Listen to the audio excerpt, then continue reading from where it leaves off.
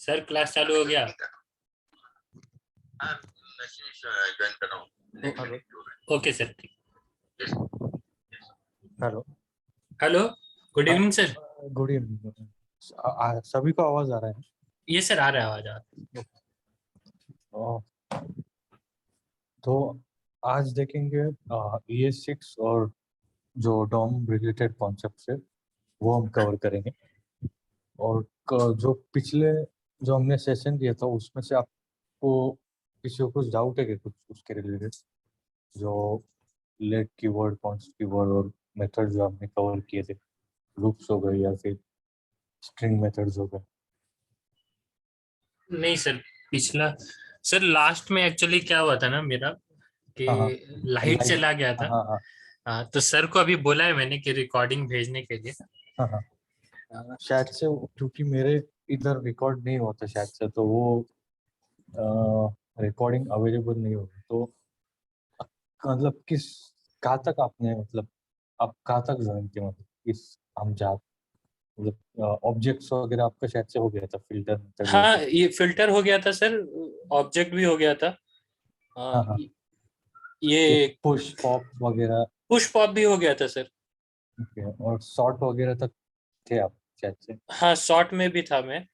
तो ये अपडेट वाला याद नहीं है मुझे। ये रिड्यूस वाला है? नहीं, रिड्यूस रिड्यूस भी करवा दिया था आपने, शायद सब हो गया था सर, लगता है। ओके ओके, हाँ हाँ शायद, हाँ यस ठीक, आप थे, यस ये हमने कवर किया था। हाँ, ये लास्ट वाला ज्यादा हुआ नहीं लगता उसके बाद क्लास। हाँ हाँ इसके बाद तो फिर हमने सेशन एंड कर दिया थोड़ी देर के बाद। ओके ओके सर, ठीक। ओके, तो आज फिर अभी इसी से स्टार्ट करते हैं। ठीक, ओके सर। यस,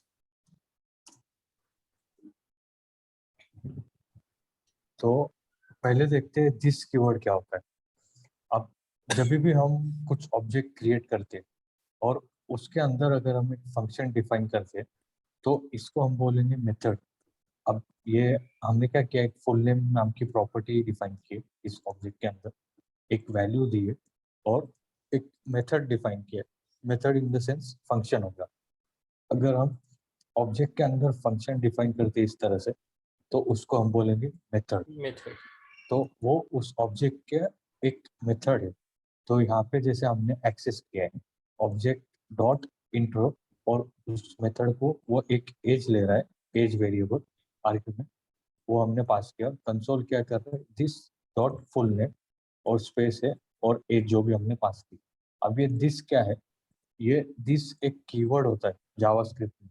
ये रेफर करता है इस ऑब्जेक्ट को जिसके अंदर अभी वो है। मतलब दिस कीवर्ड किसको रेफर करेगा, इसका जो ओनर होगा। ओनर अभी इसका कौन है, ये ऑब्जेक्ट है इसका ओनर। अगर मैं आपको यहाँ पे एक काम करते, इसको हटा देते, दिस लॉक करके दिखाता हूँ। अभी हमने यहाँ पे इसको कॉल किया है इंट्रो को, ये बाकी का मैं हटा देता हूँ।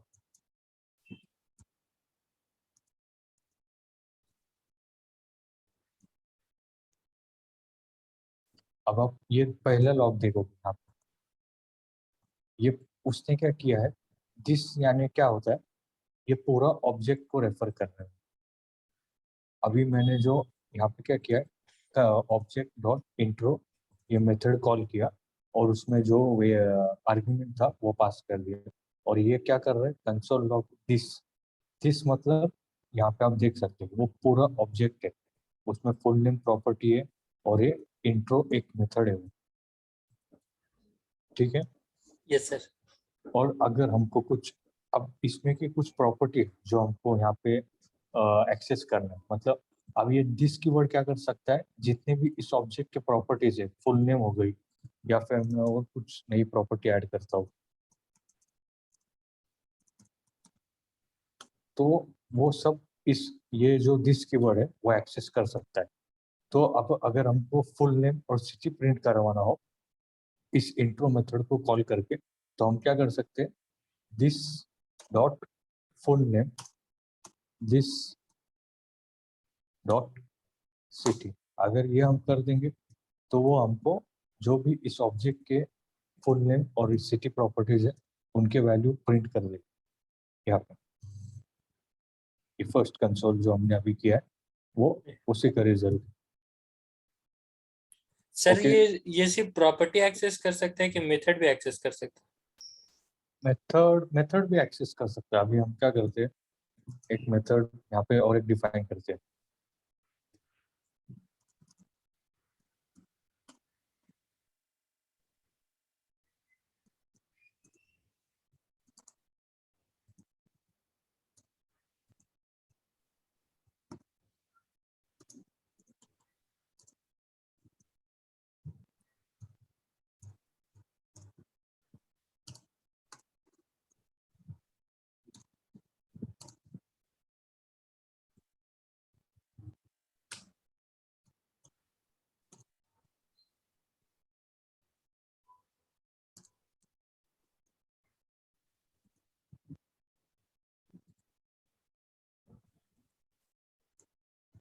अब ये इंट्रो क्या करना चाहिए, दिस डॉट गेट इंट्रो, यानी इस मेथड को कॉल करेगा और ये मेथड लॉक करेगा फुल नेम और सिटी।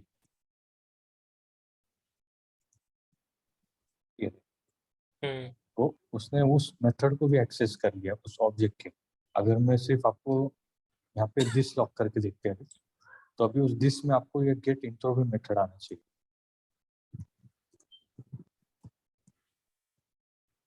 पूरा ऑब्जेक्ट है, उसमें full name, city, get intro और इंट्रो, वो जो हमने अभी इन्वोक किया है ये मेथड, तो यस ये सर। मेथड को भी वो एक्सेस कर सकते हैं। जो भी मेथड्स और प्रॉपर्टीज और मेथड्स, ये सब कुछ एक्सेस हम इस दिस कीवर्ड से कर सकते हैं इस ऑब्जेक्ट के अंदर। अगर फॉर एग्जांपल अभी ये गेट इंट्रो हमने इस ऑब्जेक्ट के लिए डिफाइन किया है, अभी वही अगर हम दिस कीवर्ड अगर हम रेगुलर उसको बाहर लिखते हैं, मतलब इस ग्लोबल, इसमें ग्लोबल कॉन्टेक्स्ट में अगर लिखते हैं, तो वो ये जो दिस कीवर्ड है वो आपका जो ब्राउजर है, और ब्राउजर का एक आपको विंडो ऑब्जेक्ट करके मिलता है, वो उस विंडो ऑब्जेक्ट को रेफर करेगा ये दिस कीवर्ड, अगर हम ग्लोबली लिखते हैं बजाय इस ऑब्जेक्ट के अंदर। अब ये हमने जो कंसोल दिया है ये वाला, इसको अभी आप इग्नोर करो अभी के लिए। ये जो लाइन नंबर 17 है, इसमें जो ग्लोबल दिस होगा, ये ब्राउजर के विंडो ऑब्जेक्ट को पॉइंट करेगा। अभी आप देखना यहाँ पे, ये जो विंडो ऑब्जेक्ट दिख रहा है आपको, JS लाइन नंबर 17 से लॉग हुआ है, और यहाँ पे आप देख सकते हो, तो ये ब्राउजर का जो विंडो ऑब्जेक्ट होता है उसको वो पॉइंट करता है। विंडो डॉट अलर्ट, ये सारे जितने भी मेथड्स है ये browser related, clear time out, clear interval, फिर सेट टाइम आउट वगैरह जितने भी लोकल स्टोरेज हो गई, ये सब कुछ विंडो जो आपका ब्राउजर है विंडो, उसको पॉइंट करेगा दिस कीवर्ड। तो अगर यहाँ से आपको कुछ देखना है, local this dot local storage, ये सब कुछ आपको, फिर लोकेशन हो गया, लोकेशन डॉट, इसमें आपको URL भी मिलती है। href आप करेंगे तो जिस पेज पर आपको उसकी URL आपको मिलती है। ये अभी हम इस पेज पे, तो ब्राउजर ने दिस कीवर्ड के थ्रू हमने इस ब्राउजर के URL को एक्सेस किया जिस टैब पे अभी हम local host 5500। Okay, sir location क्यों यूज किया था इधर? एचरेफ तो समझ में है। ये मतलब अभी आप एक प्रॉपर्टी है ब्राउजर अच्छा। जो हमको एक्सेस देता है। Location okay. यानी, अगर आप फिर से आपको दिखाता हूँ, जब भी आप जब भी प्रॉपर्टीज देखना है कि किस प्रॉपर्टीज को उसको एक्सेस है, तो डॉट डॉट करेंगे आप, तो ये सारे कुछ उसके पास प्रॉपर्टीज है जो ब्राउजर के विंडो ऑब्जेक्ट से उसको मिल रही है। अगर लो, ये लोकल स्टोरेज, लोकेशन, फिर सेशन स्टोरेज भी मिलेगी उसको। ये देखो, session storage, set time out, set interval, ये मेथड्स है। और ये जो आपको दिख रहे हैं ना इस तरह से, ये बॉक्स और इस तरह से, ये यस सारे सर। प्रॉपर्टीज है। और ये जो इस तरह से क्यूब दिख रहा है ना, ये यस सारे सर। ये मेथड्स होते हैं। ओके ओके सर, ठीक। तो अगर मेथड कॉल करना है तो हमको इस तरह से करना पड़ता है, और प्रॉपर्टी नॉर्मली हम क्या करते हैं, डायरेक्टली इस तरह से लिखते हैं, विंडो डॉट लोकेशन लिख दिया, और इस तरह से हम प्रॉपर्टी एक्सेस करते हैं। अगर मेथड एक्सेस करना होता तो उसको इन्वोक करना पड़ता है, जैसे हम फंक्शन को इस तरह से करते हैं। यस सर, ठीक।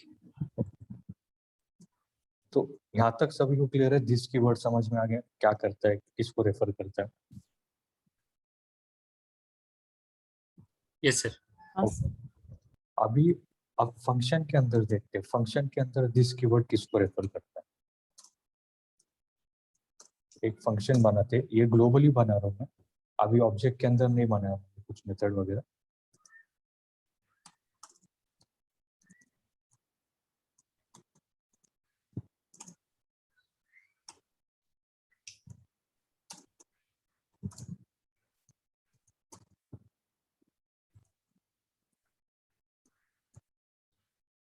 अभी ये जो है ये फंक्शन जो होते हैं जावास्क्रिप्ट में, वो भी एक तरह से ऑब्जेक्ट्स होते हैं।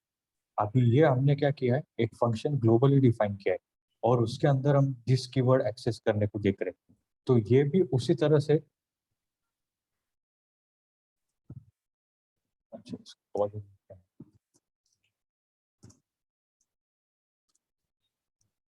तो ये भी उसी तरह से विंडो ऑब्जेक्ट को ही पॉइंट करेगा अगर हम फंक्शन के अंदर दिस कीवर्ड लिखते हैं, क्योंकि ये जो फंक्शन है वो हमने ग्लोबली डिफाइन किया है। और आपको पता है कि जावास्क्रिप्ट में जो फंक्शंस होते हैं वो एक ऑब्जेक्ट होते हैं, और ऑब्जेक्ट के अंदर दिस कीवर्ड जो है अभी ग्लोबली है, तो वो क्या करेगा, जो भी विंडो ऑब्जेक्ट है उसको पॉइंट करेगा वो। इसलिए फंक्शन के अंदर कभी भी दिस कीवर्ड विंडो ऑब्जेक्ट को पॉइंट करेगा, और जब भी हम इस तरह से ग्लोबली लिखते हैं तभी भी वो उसी विंडो ऑब्जेक्ट को पॉइंट करेगा। और जब हम मेथड बना के एक ऑब्जेक्ट के अंदर इस तरह से लिखते हैं, तो वो क्या करेगा, उस ऑब्जेक्ट को पॉइंट करेगा दिस कीवर्ड। तो जिससे कि आपको मेथड उस इस ऑब्जेक्ट के अंदर के दिस कीवर्ड, इस प्रॉपर्टीज और ये जो मेथड्स है उनको वो एक्सेस कर पाता है। ठीक है, ये 3 पॉइंट याद रखें।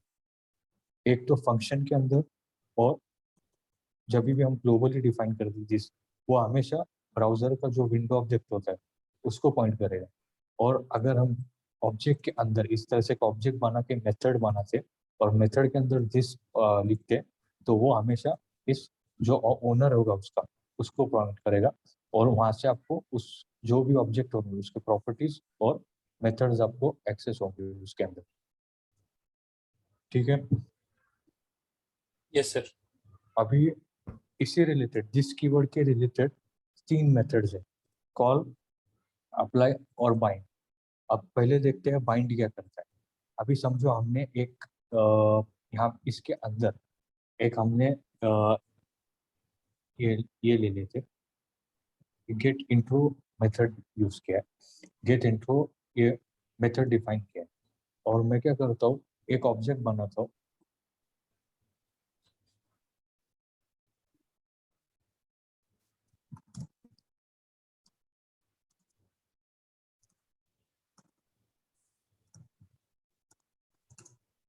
और इसमें कुछ प्रॉपर्टीज देता हूँ।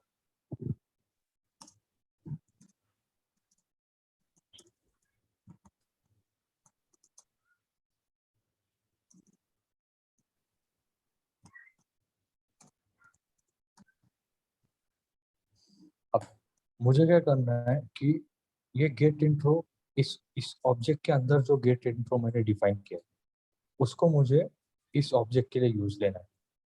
मतलब जिस तरह से अभी हमने किया था ऑब्जेक्ट डॉट इंट्रो, तो वो क्या कर रहा था, गेट इंट्रो कॉल कर रहा था इस वाले मेथड का। समझ गए कुछ आप कि नहीं? Yes sir. तो वो क्या कर रहा था, इस वाले ऑब्जेक्ट को कॉल कर रहा था, और किसको पॉइंट कर रहा था, इसको। लेकिन अभी हमको क्या करना है, इसमें के कुछ मेथड यूज करने हैं हमको, और जो दिस हमारा होगा वो इसको पॉइंट करना चाहिए, इसको गेट माई डिटेल को। तो इधर एक काम करते हैं, इधर भी देते हैं, इधर नाम इधर चेंज करते हैं थोड़ा।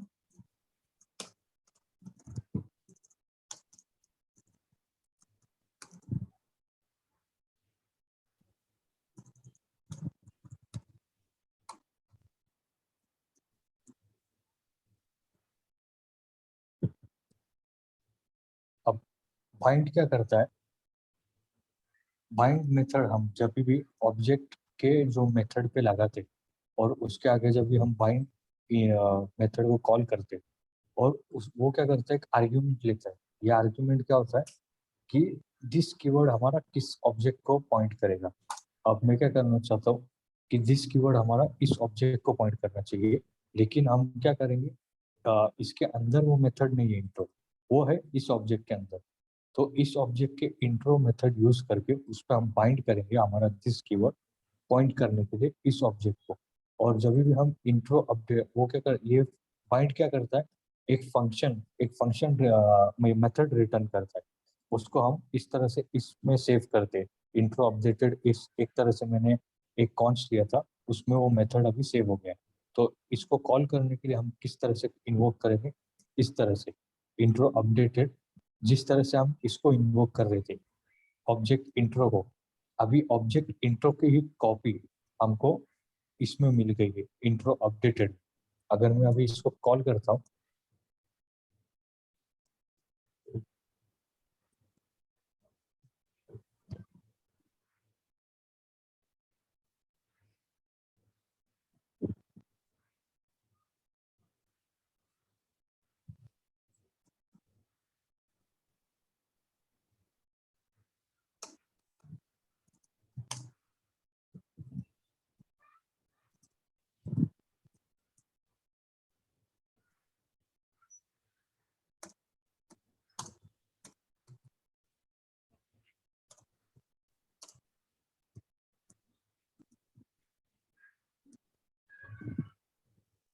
अभी यहाँ पे आप देख सकते हो, तो जो भी हमने जो गेट इंट्रो मेथड था, उसने क्या किया है, इस ऑब्जेक्ट को बाइंड किया है। दिस कीवर्ड हमारा इस ऑब्जेक्ट को बाइंड था, तो इसके प्रॉपर्टीज उसने यहाँ पे लॉक किए। इसमें प्रॉपर्टीज क्या थे, ये हमने चेंज किए थे अभी। तो बाइंड क्या हुआ, जो हमारा दिस कीवर्ड था, हमने क्या किया, ऑब्जेक्ट का गेट इंट्रो मेथड यूज किया है, और बाइंड हमने मेथड यूज किया है। बाइंड क्या करता है, दिस कीवर्ड को जो भी हम ऑब्जेक्ट उसको पास करते हैं, उसके साथ में वो दिस कीवर्ड को बाइंड कर देते, और दिस कीवर्ड अभी हमारा इस गेट माई डिटेल को रेफर करेगा जब भी हम इस मेथड का कॉपी जो हमने इसमें स्टोर किया है, जब भी उसको कॉल करेंगे तब। ये आपको समझा या कुछ कंफ्यूजन? मतलब सर बाइंड मतलब दूसरे ऑब्जेक्ट में अगर हमने एक फंक्शन बनाया है हाँ हाँ, मेथड। और हाँ दूसरे मेथड बनाया है, उससे हम दूसरे ऑब्जेक्ट को कॉल करवा रहे हैं क्या, इसलिए यूज हो रहा है ना? यस, तो अभी हमको क्या करना है कि गेट इंट्रो हमने ऑलरेडी यहाँ पे डिफाइन किया है, तो हमको क्या करना है, इसी को यूज करना है। लेकिन जो हमारा दिस कीवर्ड होगा वो हमारे इस वाले ऑब्जेक्ट को पॉइंट करना चाहिए, क्योंकि यहाँ पे हम दिस फुल नेम और दिस सिटी यूज कर रहे थे। तो हम क्या चाहते हैं कि अभी जो हमारा दिस कीवर्ड है वो इस ऑब्जेक्ट को रेफर करे। तो इसलिए हम क्या करते हैं, जब भी हम ऑब्जेक्ट गेट इंट्रो, ये मेथड है, डॉट बाइंड लिखते हैं, तो वो क्या करता है, इस इस पर जो ऑब्जेक्ट पर जो दिस कीवर्ड था, उसको जो हम ऑब्जेक्ट पास कर रहे हैं उसको रेफर करने के लिए बोलेगा। और वो ये गेट इंट्रो का एक कॉपी हमको रिटर्न करता है इसके अंदर इंट्रो अपडेटेड। अगर मैं यहाँ पे कंसोल लॉग इंट्रो अपडेटेड करूंगा ना, तो आपको एक फंक्शन दिखेगा, और वो फंक्शन क्या काम, फंक्शन यही फंक्शन होगा गेट इंट्रो वाला।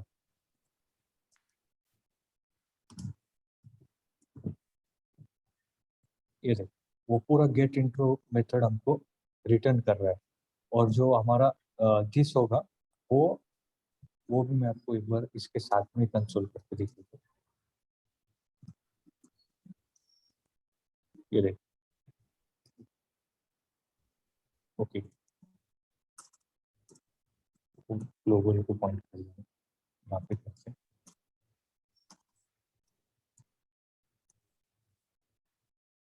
ये देख, जो दिस कीवर्ड, दिस उसको एक्सेस हुआ है, वो जो हमने ऑब्जेक्ट पास किया था, ये वाला गेट माई डिटेल वाला, तो वो उसको रेफर कर रहा है। Yes sir. तो वो दिस कीवर्ड हमने क्या किया, इस ऑब्जेक्ट को बाइंड कर दिया। और बाइंड समझ गया अभी आप सभी को कैसे यूज करना है? Yes sir.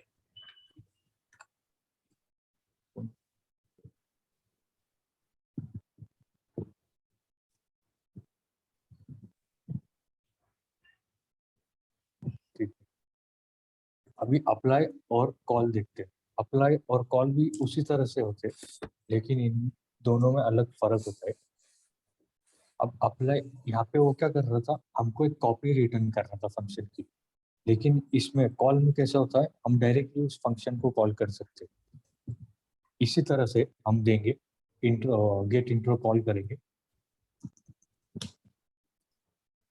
Gate intro call directly वो क्या करेगा, इन्वोक कर देगा। इस तरह से हमको वो कॉपी रिटर्न नहीं करेगा। और पहला आर्ग्यूमेंट वो लेता है जो ऑब्जेक्ट, जिस ऑब्जेक्ट को हमको उसको पॉइंट करवाना है। अभी इस ऑब्जेक्ट को हम उसको पॉइंट करवाएंगे। और दूसरा आर्ग्यूमेंट होता है, ये फंक्शन का आर्ग्यूमेंट होता है। अभी इस फंक्शन में हम क्या करते हैं, एक एक एज नाम का वेरिएबल पास करते हैं। और यहाँ पे एज उसको प्रिंट करवाते हैं। तो call directly invokes the function with the object, with referring this keyword to object. ये जो हमने पास किया है उसका, उसको दिस कीवर्ड रेफर करेगा। और जो सेकेंड आर्ग्यूमेंट होता है, जो फंक्शन हम कॉल कर रहे हैं वो उसके आर्ग्यूमेंट होता है। अगर समझो यहाँ पे इस फंक्शन में और 3-4 आर्ग्यूमेंट, एज लिया है और कुछ इनको, फिर यहाँ से हम क्या करेंगे, इसी के आगे पिन कोड भी पास कर लेंगे। अभी वो आपका पिन कोड आना चाहिए। तो यहाँ पे वो हमको बाइंड कीवर्ड क्या कर रहा था, हमको बाइंड मेथड उस मेथड की कॉपी रिटर्न कर रहा था। लेकिन यहाँ पे कॉल में कैसे होता है, वो डायरेक्टली उस मेथड को कॉल कर देता है। हमको बस रेफरेंस ऑब्जेक्ट देना होता है, किसको रेफर करेगा। और बाकी जो फंक्शन के, इस फंक्शन के जो भी आर्ग्यूमेंट होंगे वो आगे सारे बाकी के आर्ग्यूमेंट होंगे। तो अभी यहाँ पे एज प्रिंट हुई है और जो हमने पिन कोड सेंड किया था वो उस मेथड ने लॉक कर दिया है फर्स्ट टॉप। ये समझ गया आपको कॉल? Yes sir. अब अप्लाई देखते हैं। अप्लाई का भी सेम होता है, सेम इस तरह से जैसे हमने किया है। सिर्फ इसमें क्या होता है, जो हम आर्ग्यूमेंट भेजते हैं उनको हमको एरे के अंदर भेजना पड़ता है। अभी यहाँ पे जो इधर कॉल हुआ है, हमने अप्लाई कॉल किया है। अप्लाई भी सेम कॉल की तरह कॉल ये करता है इनवॉक फंक्शन को। सिर्फ जो आर्ग्यूमेंट होते हैं फंक्शन के आर्ग्यूमेंट, वो हमको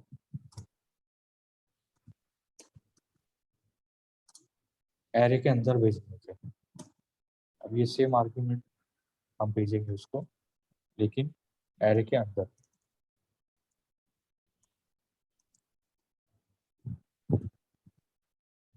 सर तो ऊपर भी एरे होना चाहिए ना?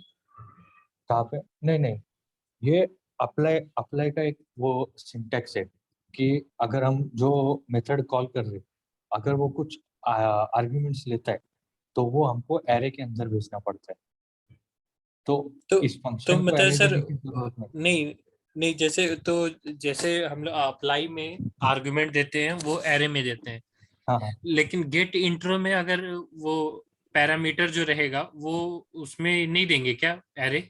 नहीं उसमें देने की जरूरत नहीं है, क्योंकि ये अप्लाई का फॉर्मेट है इस तरह से कि जो भी फंक्शन के आर्ग्यूमेंट होंगे वो हमको एरे में पास करना पड़ता है। वर्किंग सेम है दोनों का, कॉल और अप्लाई का। सिर्फ जो पैरामीटर्स हम भेज रहे हैं फंक्शन को, हाँ उसमें जो सेंड करने का तरीका है, पैरामीटर सेंड करने का तरीका, वो सिर्फ बदलता सर, तो फिर इसको मतलब वर्किंग से में तो दो क्यों बनाया है मतलब? है। इसका पर्पस तो मुझे, क्योंकि अप्लाई पे मैंने भी काम नहीं किया ज़्यादा अभी। रिएक्ट में जो होता है फंक्शनल कंपोनेंट पे ज़्यादा काम होता है। ये अच्छा। सब जब भी हम बहुत पहले जब ये रिएक्ट इनिशियली आया था, तो तभी क्लास बेस्ड कंपोनेंट थे। और क्लास बेस्ड कंपोनेंट में ये सब जो दिस कीवर्ड वगैरह है, ये बहुत यूज होता है उस वहाँ पे। अभी ज़्यादा करके यूज नहीं होता अभी this keyword. Class based component अभी ऑलमोस्ट कोई भी रिएक्ट का भी प्रोजेक्ट आप देखोगे उसमें सिर्फ फंक्शनल कंपोनेंट यूज होते हैं। तो ये सिर्फ आपको एक इंटरव्यू के हिसाब से एक मैंने आपको बता दी कि ये भी पूछते हैं इंटरव्यू की, दिस कीवर्ड को हमको अगर रेफर करवाना है ऑब्जेक्ट से, तो उस तरह से एक इंटरव्यू के प्रिपरेशन से मैंने आपको ये कवर करवाया, क्योंकि ये डेली आप जॉब में अगर वगैरह जाओगे तो मोस्टली आपको फंक्शनल कंपोनेंट में काम करना है रिएक्ट में, और ठीक फंक्शनल कंपोनेंट में ये ज़्यादा यूज में नहीं होता है। ठीक है सर। वो बाकी आपको जो मैप मेथड हमने जो पिछले बार ही करवाए थे पिछले सेशन, मैप फिल्टर हाँ और यस, उस पर ज़्यादा आपको फोकस करना पड़ेगा। अभी डिस्ट्रक्चरिंग देखते हैं, डिस्ट्रक्चरिंग होता क्या है। अभी समझो हमारे पास में एक एरे है और उसमें हमने कुछ वैल्यूज पास की है इस तरह से 10, 20, और हमको क्या करना है कि ये जो वैल्यू यूज फर्स्ट वैल्यू है इसकी, ये यूज करके हमको एक वेरिएबल बनाना है और उस वेरिएबल में ये वैल्यू स्टोर करनी है। तो हम क्या करते हैं, एक एरे इस तरह से हम ले लेंगे। फॉर एग्जाम्पल मैं दिखाता हूँ आपको, एक एरे मैंने बना दिया यहाँ पे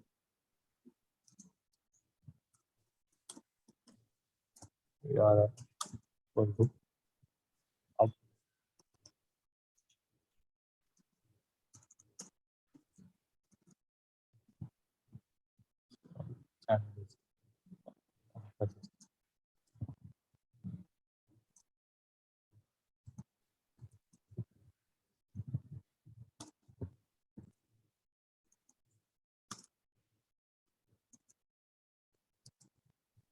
अब ये सिंटैक्स क्या है, इसको बोलते हैं एरे डिस्ट्रक्चर।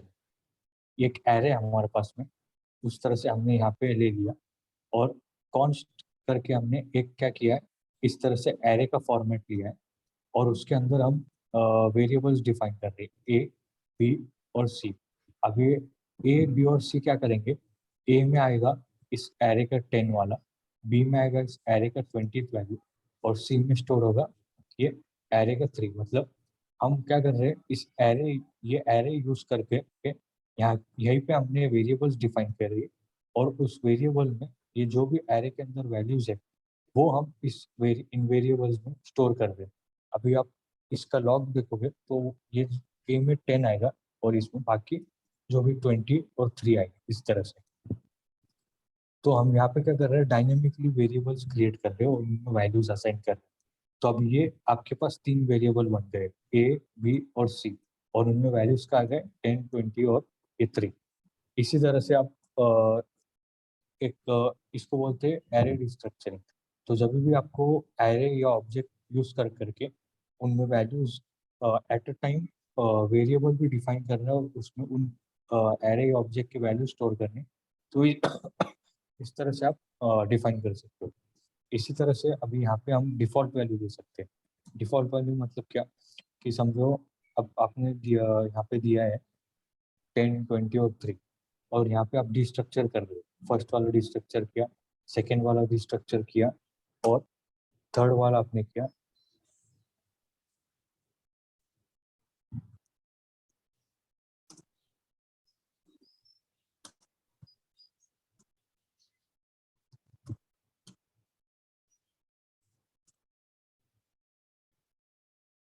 अभी ये देखना,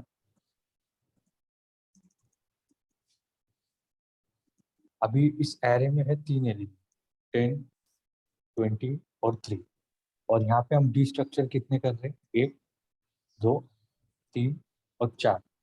इसमें 3 वैल्यूज है और हम डिस्ट्रक्चर कर रहे हैं 4 वैल्यूज। तो पहले तो वो पहले 3 को वो जो भी वैल्यूज है 10, 20 और 3 असाइन कर देगा।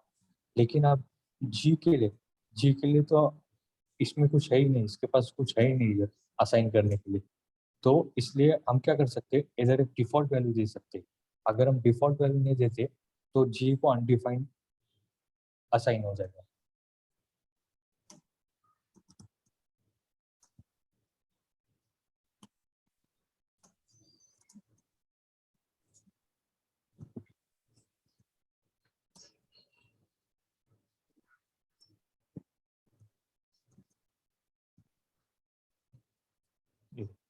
पहले पहले को जो भी उसने वैल्यूज थे उन इस एरे में, वो उसने असाइन कर दिए। ये क्या होता है, अगर उसमें अनडिफाइंड होगा तो वो ये वैल्यू असाइन करेगा, या तो फिर जो भी यहाँ पे वैल्यू है वो असाइन करेगा। अभी मैं यहाँ पर देखूंगा डी, ई, एफ को वो 10, 20 और 3 करेगा, लेकिन जी के लिए यहाँ पे कुछ वैल्यू ही नहीं बची, तो इसलिए वो क्या करेगा, अनडिफाइंड उसको असाइन कर रहा है। तो ये सिचुएशन को हमको टैकल करने के लिए हम क्या कर सकते हैं कि यहाँ पे डिफॉल्ट वैल्यू दे सकते हैं कि अगर वो अनडिफाइंड हुई तो वो ये डिफॉल्ट वैल्यू ले लेगा, इस तरह से। ये समझ आ गया आपको एरे डिस्ट्रक्चरिंग? और सर ऊपर अगर जी के लिए भी कोई वैल्यू रहा तो जी के लिए फिर वो उस तो वैल्यू वो को दे। 100 लेगा कि 45 लेगा? नहीं, ये 45 लेगा। ओके ठीक है सर। ये 45 लेगा। अगर ठीक। वैल्यू प्रेजेंट है तो वो वैल्यू असाइन करेगा, अगर नहीं है तो वो, अगर हमने डिफॉल्ट वैल्यू डिफाइन की है यहाँ पे तो वो डिफॉल्ट वैल्यू असाइन करेगी। अगर डिफॉल्ट वैल्यू असाइन नहीं की हमने, फॉर एग्जांपल और एक मैं लेता हूँ, अब ये z को क्या करेगा, अनडिफाइन असाइन करेगा।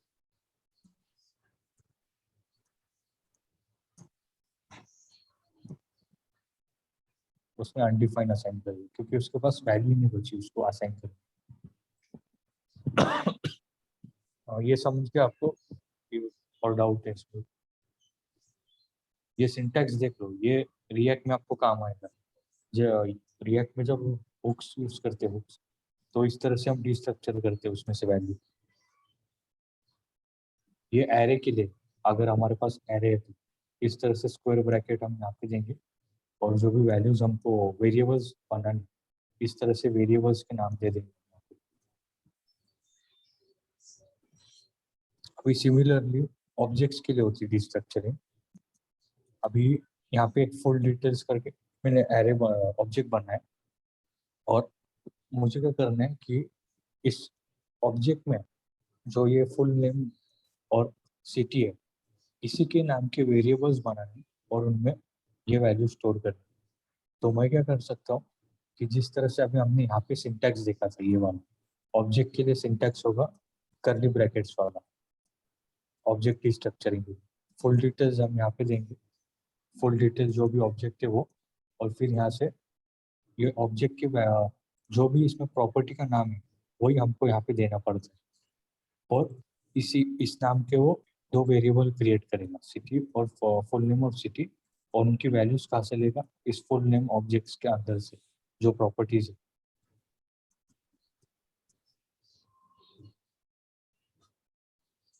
वहाँ माई नेम लिखा है सर, आपका फुल नेम होगा ना?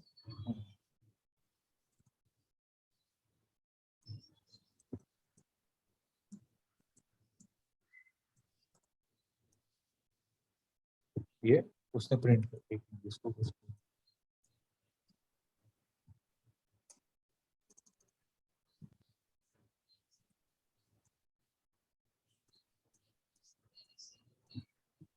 ये वाला। और अभी अगर अगर आपको फुल नेम, इस फुल नेम प्रॉपर्टी को डिस्ट्रक्चर करना है, और सेम टाइम पे इस फुल नेम को आपको कुछ दूसरा नाम असाइन करना है, मतलब इस वेरिएबल को, फुल नेम वेरिएबल को डिस्ट्रक्चर भी करना है और साथ ही में कुछ दूसरा नाम देना है। तो मैं देता हूँ फर्स्ट नेम, तो वो क्या करेगा, फुल नेम को वहां से डिस्ट्रक्चर कर लेगा इस वैल्यू को ऑब्जेक्ट से, और उस वेरिएबल को नाम क्या असाइन करेगा, फर्स्ट नेम करके।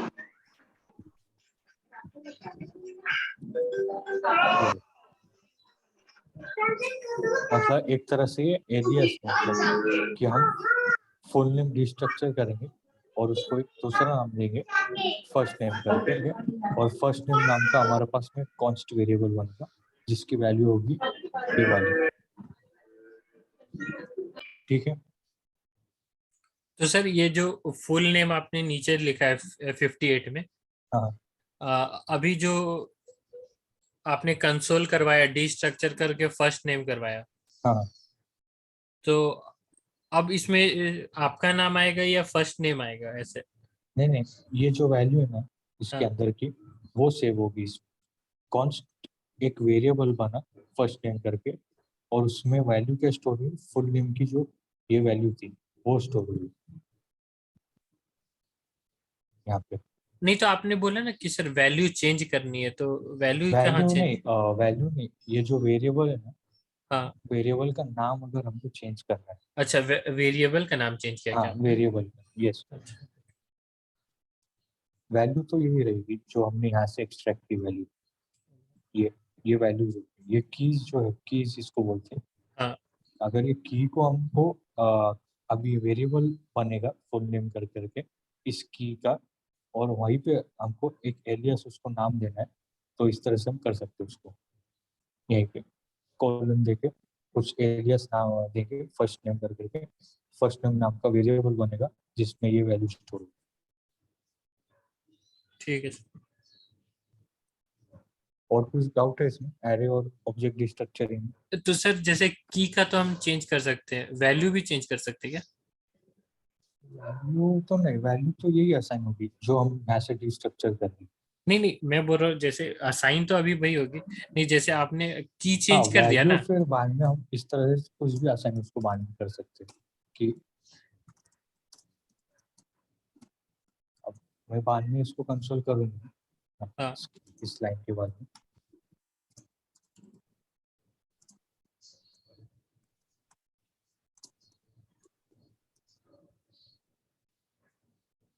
ओके, कांस्टेंट,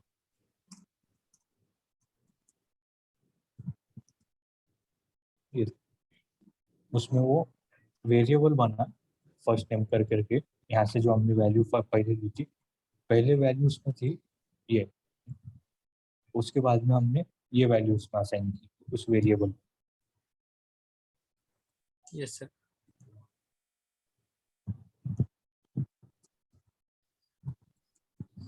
अब स्प्रेड ऑपरेटर का हमने देखा था, स्प्रेड ऑपरेटर आप सभी को पता है या फिर से एक बार समझो? कॉपी कर देता है ना। कॉपी, एक मिनट देखा था फिर से एक बार example। मेरे पास में अभी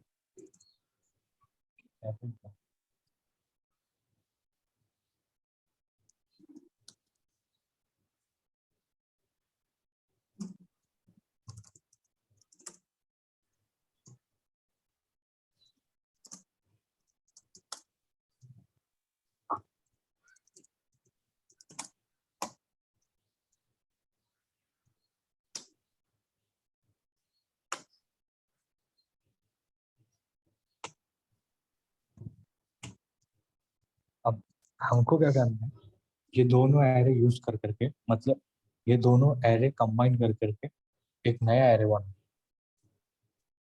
तो उस टाइम हम क्या कर सकते हैं,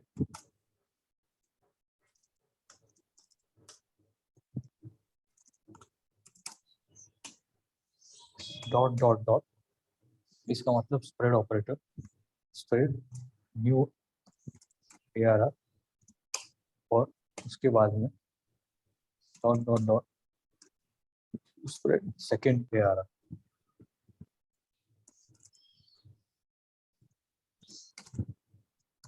अब जो हमको ये नया एरे मिलेगा वो इन इन वैल्यूज और इन वैल्यूज का पूरा कॉम्बिनेशन होगा।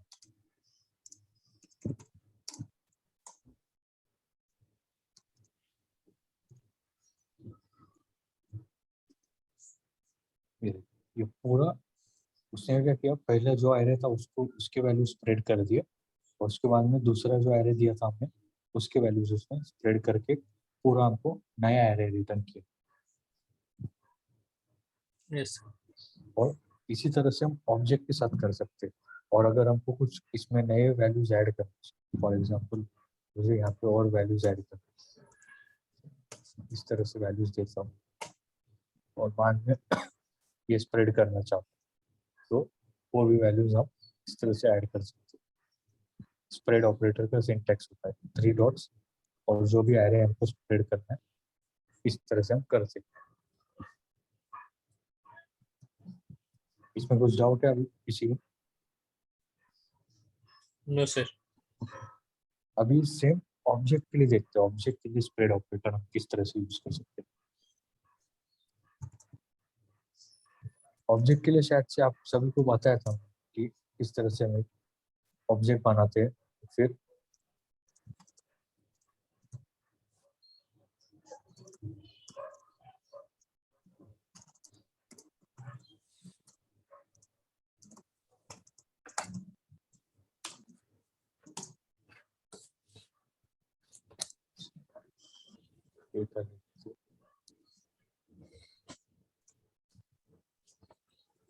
आपको क्या करना है, एक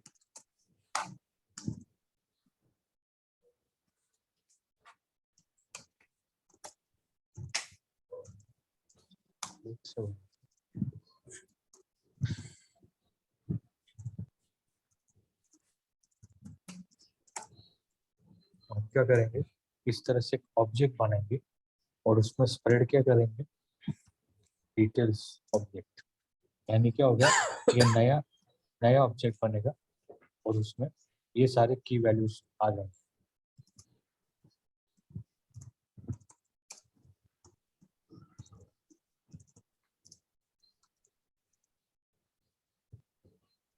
ये सारे उसने वो की वैल्यूज के साथ में एक नया ऑब्जेक्ट क्रिएट किया। और इसी टाइम पे जब ये हम क्रिएट करते तो इनमें कुछ हमको नए प्रॉपर्टी ऐड करना है, जैसे पिन कोड मैं ऐड करना चाहता हूँ। इस तरह से हम ऐड कर सकते हैं उसको, ये नया ऑब्जेक्ट बनेगा। ये सारे वैल्यूज उसने कॉपी कर लिए और साथ में एक नई प्रॉपर्टी और की वैल्यू ऐड कर इस ऑब्जेक्ट में। ये समझ गया? Yes sir.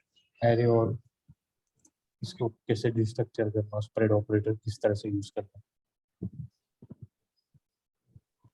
ये सारी ये 6 के सिंटैक्स में आपको बता रहा हूं, तो ये ध्यान में रखो क्योंकि रिएक्ट में आपको यही काम में आने ज्यादातर। स्प्रेड ऑपरेटर, डिस्ट्रक्चरिंग, ये सब कुछ काम में आएगा आपको, मैप फिल्टर वगैरह सब। अब देखते हैं क्लासेस। क्लासेस क्या होते हैं रिएक्ट जावास्क्रिप्ट। क्लासेस यानी ये क्या करता है कि जैसे हमने ऑब्जेक्ट देखा था उसी तरह से क्लास कर करके एक कीवर्ड होता है और एक क्लास कीवर्ड यूज कर कर हम एक टेम्पलेट बना सकते हैं। टेम्पलेट यानी जैसे हम ऑब्जेक्ट्स क्रिएट कर रहे थे यहाँ पे फुल नेम ये वगैरह, इस तरह से हम ऑब्जेक्ट क्रिएट कर रहे थे। हम क्या कर सकते हैं, एक टेम्पलेट डिफाइन कर सकते हैं कि उस ऑब्जेक्ट में क्या प्रॉपर्टीज होनी चाहिए और क्या मेथड्स होने चाहिए। और इस तरह से हम उसके मल्टीपल इंस्टेंसेस क्रिएट कर सकते हैं, कर सकते हैं एक टेम्पलेट क्लास यूज करके। तो क्लास क्या होती है, क्लास इस तरह से टेम्पलेट होता है जिसमें हम एक कंस्ट्रक्टर फंक्शन डिफाइन करते हैं। कंस्ट्रक्टर फंक्शन क्या होता है, जब भी हम न्यू कीवर्ड यूज कर करके एक क्लास को कॉल करते हैं और उसमें कुछ वैल्यूज पास करते हैं, तो सबसे पहले ये कंस्ट्रक्टर कॉल होता है। अब ये जो यहाँ पे मैंने दिया है, एक मैंने एक वेरिएबल ये ऑब्जेक्ट लिया, फॉर एग्जांपल एक कॉन्स्ट करके एक वेरिएबल डिफाइन किया और उसमें असाइन क्या कर लो, न्यू ऑब्जेक्ट। न्यू ऑब्जेक्ट मतलब न्यू एक कीवर्ड होता है, वो क्या करता है, जब भी हम न्यू और यूज करते हैं और इस क्लास को कॉल करेंगे, वो ऑटोमेटिकली क्या करेगा, इस कंस्ट्रक्टर को कॉल करेगा।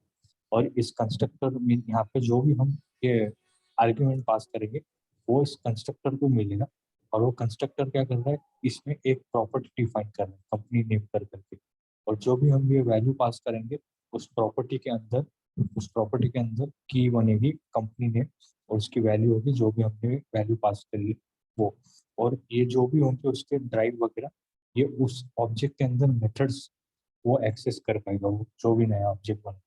अभी मारुति सुजुकी जो हमने लिखा है, ये एक नया ऑब्जेक्ट बना है इस कार क्लास को यूज कर करके, जिसमें हमने मारुति सुजुकी करके कंपनी का नाम दिया, यहाँ की प्रॉपर्टी नेम दी और ये ड्राइव को वो अभी एक्सेस कर पाए। तो जो दिस कीवर्ड होगा वो हमेशा इस जो नया जो ऑब्जेक्ट बना है, ये हमने बना है, वो उसको पॉइंट करेगा दिस कीवर्ड। अभी यहाँ पे हम देखेंगे, अभी ये लॉग दिखाता हूँ मैं आपको, ये ऊपर के लॉग्स तो बंद है। अभी 890 जो बना है मारुति डॉट ड्राइव, तो वो क्या करेगा, ये जो हमने दिया है माय नेम इज ये मारुति सुजुकी, वो लॉक कर रहा है। तो एक मैं फिर से आपको दिखाता हूँ, इसको क्या करते हैं, इसको मिट आउट करता हूँ, नीचे आ गए। एक क्लास, सबसे पहले क्लास हमको डिफाइन करना है। पर्सन करते हैं। पर्सन हम एक क्लास डिफाइन करते हैं और उसके अंदर सबसे पहले लिखेंगे हमारा कंस्ट्रक्टर। कंस्ट्रक्टर क्या होता है?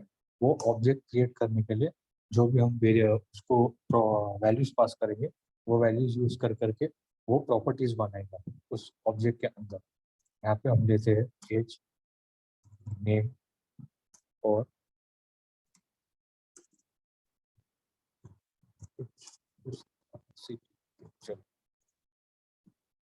और कंस्ट्रक्टर के अंदर हमको ये प्रॉपर्टीज उस ये जो वैल्यूज आ रही प्रॉपर्टी, उन प्रॉपर्टीज को असाइन करनी पड़ती है। जो भी हम ये एज, नेम, सिटी डिफाइन कर रहे उसी तरह से हमको this dot age equal to age, इस तरह से जब हम लिखते हैं तो ये क्या करता है, एज नाम की प्रॉपर्टी बनाता है और उसमें वैल्यू क्या असाइन करता है। जब हम ऑब्जेक्ट बनाते वक्त जो आर्ग्यूमेंट्स पास करते हैं वो वैल्यू उसमें असाइन करता है।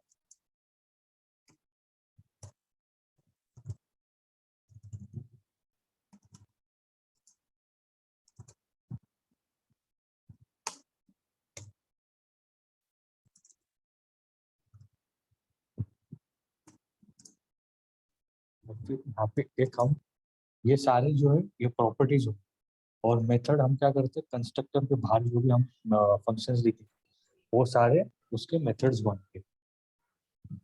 अब यहाँ पे एक बनाते हैं मेथड।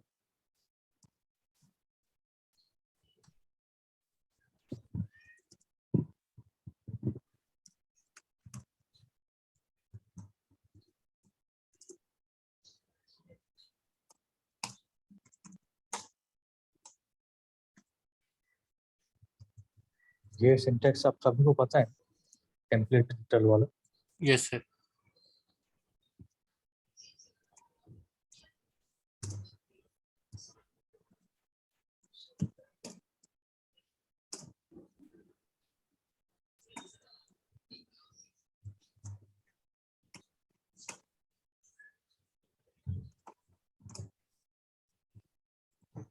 तो एक हमने क्लास बना दी। अब ये क्लास यूज कर करके हम मल्टीपल ऑब्जेक्ट के इंस्टेंस क्रिएट कर सकते हैं। अभी हमको उस तरह से इस तरह से ऑब्जेक्ट डिफाइन करने की जरूरत नहीं पड़ती। यहाँ पे जैसे हम कर रहे थे सिटी, फुल नेम वगैरह, हमको क्या करना है, ये यूज करना है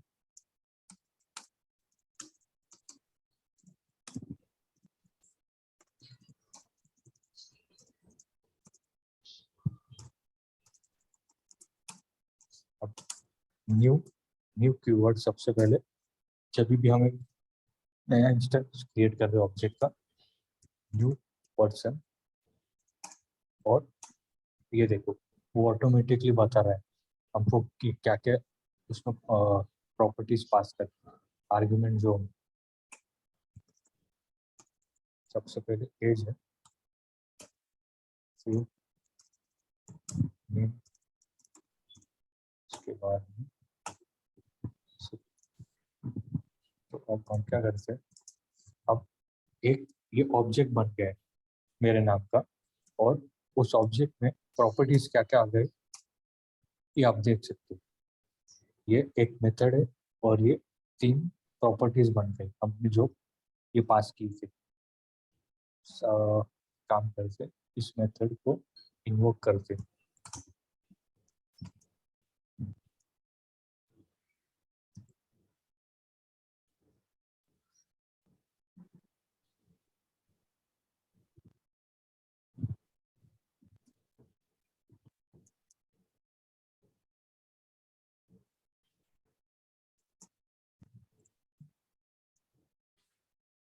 ये गेट मेथड जो इंट्रोड्यूस योरसेल्फ था, इस मेथड जो नया इंस्टेंस बना उसको ये मेथड मिला और फिर वो मेथड जब हमने इन्वोक किया तो ये प्रिंट हुआ है। अगर मैं आपको यहाँ पे दिखाऊं और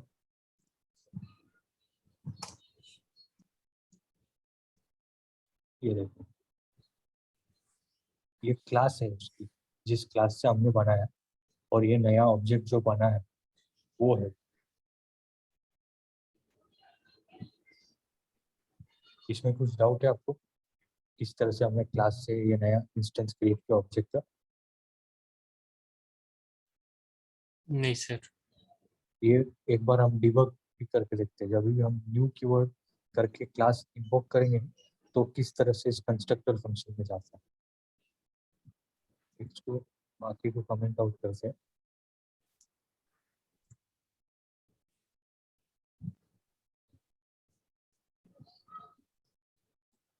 एक डिबगर यहाँ पे लगा थे इन तीनों प्रॉपर्टीज पे, और एक डिबगर यहाँ पे लगा थे। रिफ्रेश किया, अभी हमारा डिबगर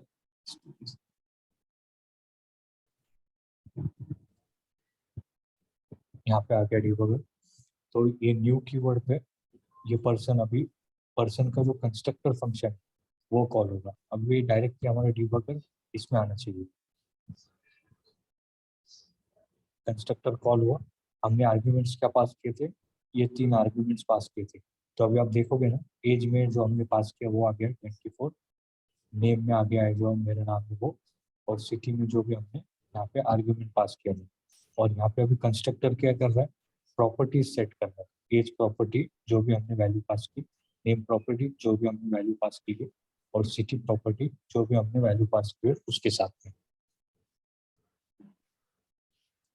ये पूरा एक नया ऑब्जेक्ट बन गया है इस तरह से। इसमें कुछ डाउट है आपको? No sir. और किसी को डाउट है? अभी नहीं सर। अभी हम देखते हैं इनहेरिटेंस क्या होता है। अभी हमने यहाँ पे माना ली एक पर्सन करके क्लास बनाई थी। अभी पर्सन मतलब पर्सन में भी कैटेगरीज हो सकते हैं। एक तो पर्सन वो हो सकता है स्टूडेंट, या फिर वो पर्सन हो सकता है टीचर, इस तरह से हो सकता है। तो हमको क्या करना है, ये जो सारे प्रॉपर्टीज थे और ये मेथड थे वो हमको इस क्लास में भी चाहिए। इस क्लास से जो हम ऑब्जेक्ट बनाएंगे उसमें चाहिए। तो हम क्या कर सकते हैं, ये क्लास स्टूडेंट एक्सटेंस, एक्सटेंस मतलब वो इनहेरिट करेगा। इनहेरिट यानी जो भी इसके पास में प्रॉपर्टीज और मेथड्स है वो इस क्लास से जो भी हम ऑब्जेक्ट बनाएंगे उनको भी वो एक्सेस होगा। तो इसके लिए कीवर्ड होता है एक्सटेंस। एक्सटेंस और जो भी क्लास से हमको उसको एक्सटेंड करवाना पर्सन। और यहाँ पे अभी यहाँ पे हम किस तरह से कंस्ट्रक्टर कॉल कर रहे थे, तो यहाँ पे हमको सबसे पहले क्या करना पड़ेगा, जो कंस्ट्रक्टर के अंदर ही हमको सुपर सुपर करके कॉल करना पड़ेगा, और सुपर के अंदर ये सारे आर्ग्यूमेंट्स भेजने पड़ेंगे। और यहाँ पे कुछ स्टूडेंट का जो क्लास इस तरह से क्लास बैच करके देते हैं।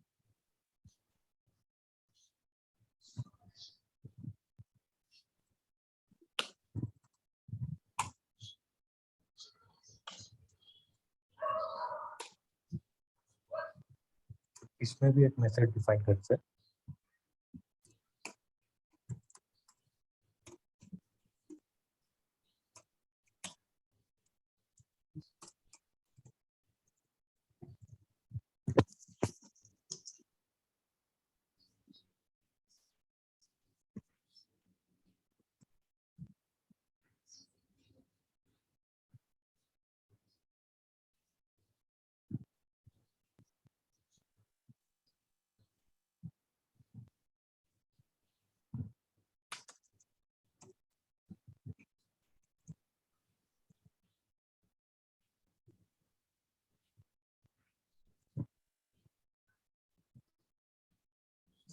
तो अभी ये क्या होगा, सुपर मतलब क्या होगा, सबसे पहले जब भी हम ये कंस्ट्रक्टर कॉल होगा, ये जो भी हम आर्ग्यूमेंट्स उसमें पास करेंगे, age name city, age name city super क्या करेगा, जो पेरेंट है, पेरेंट यानी ये पेरेंट है इसका, स्टूडेंट का पेरेंट ये है, तो सुपर इससे ये कंस्ट्रक्टर को कॉल करेगा।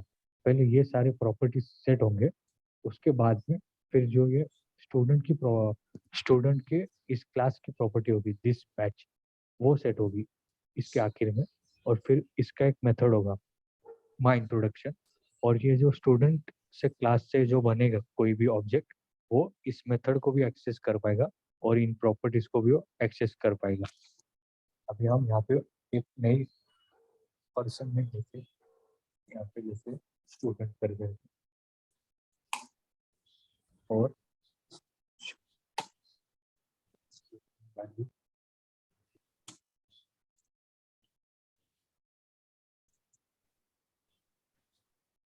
देते हैं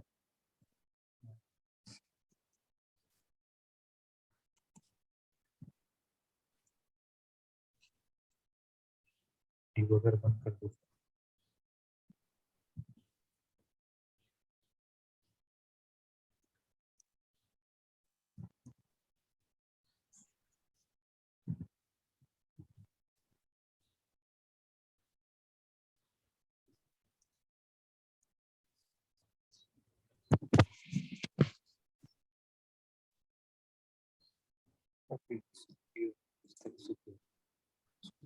पास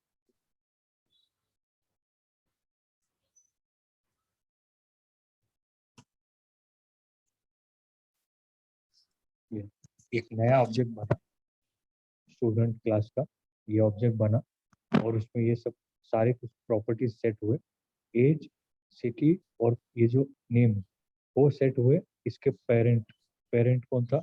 ये पर्सन, आप यहाँ पे देख सकते हो prototype of student is prototype, यानी उसने कहा किस ऑब्जेक्ट से इनहेरिट किए प्रॉपर्टीज, तो उसने इनहेरिट किए थे पर्सन क्लास से, और जो ये जो हमने लॉक किया था, मेथड कॉल किया, वो वैल्यूज यहाँ से प्रिंट हुए, जो भी नेम था और बैच हमने पास किया से। इसमें कुछ आपको डाउट है? सर तो जैसे हमने कंस्ट्रक्टर में जो हमने स्टूडेंट का ये बनाया, क्लास बनाया, हाँ उसके भी कंस्ट्रक्शन में एज, नेम, सिटी लिखना जरूरी है?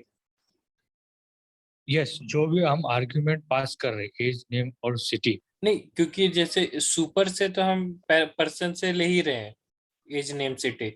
नहीं, सुपर क्या है, सुपर क्या करेगा, सुपर कॉल करेगा आपका पेरेंट का जो कंस्ट्रक्टर है उसको, और पेरेंट का कंस्ट्रक्टर क्या करेगा, जो ये प्रॉपर्टीज है उनको वो सेट कर रहा है जो हम वैल्यूज भेज रहे हैं, और यहाँ पे वो वैल्यूज सेट होंगी, ये प्रॉपर्टीज बनेंगी जो भी हमने वैल्यूज सेट की उनके साथ में, और साथ ही में ये एक नई एडिशनल प्रॉपर्टी यहाँ पे बनेगी हमारे पास में। नहीं, वो समझ में आ गया, बट ये जैसे लाइन नंबर 126 जो है ना, हाँ उसमें कंस्ट्रक्टर में एज, नेम, सिटी, हाँ ये तीनों हाँ, ये हमने जब पास करने ऊपर पड़ेंगे, क्योंकि जब हमने ऊपर लिखा ही था। नहीं, अगर अगर हम यहाँ पे एज, नेम और सिटी पर सबसे पहले क्या होगा, जब भी स्टूडेंट हम कॉल करेंगे, स्टूडेंट क्या करेगा, इस कंस्ट्रक्टर को कॉल करेगा। अगर हम इस कंस्ट्रक्टर में वैल्यूज भेज ही नहीं रहे ना, तो इस सुपर को कैसे भेजेंगे हम वो वैल्यूज? समझे आप कि नहीं समझे? सर अगर ऊपर से अगर हटा देंगे तो क्या एरर आएगा?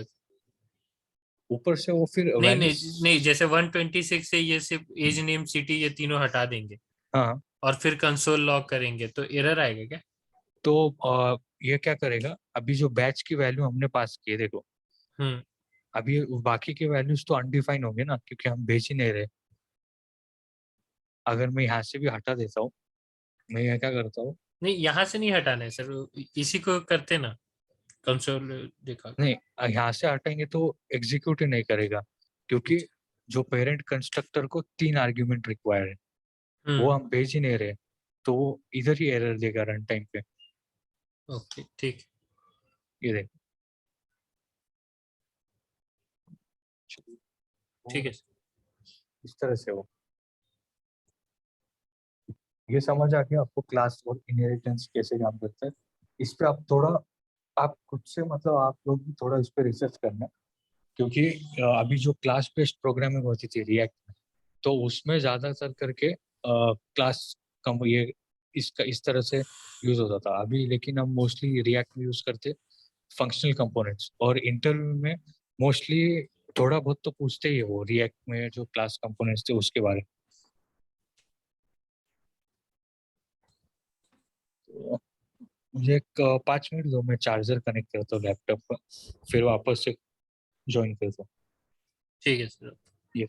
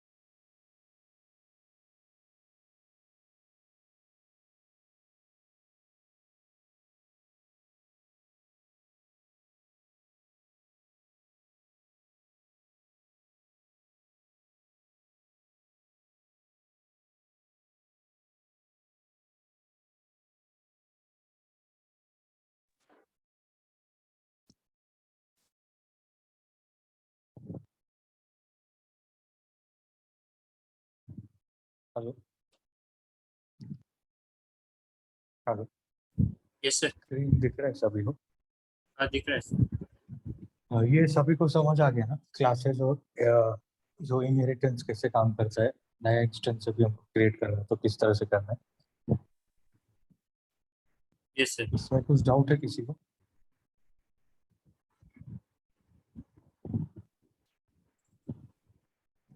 ठीक है, तो अभी हम डॉम देखते हैं। डॉम का कॉन्सेप्ट क्या होता है, डॉक्यूमेंट ऑब्जेक्ट मॉडल क्या होता है।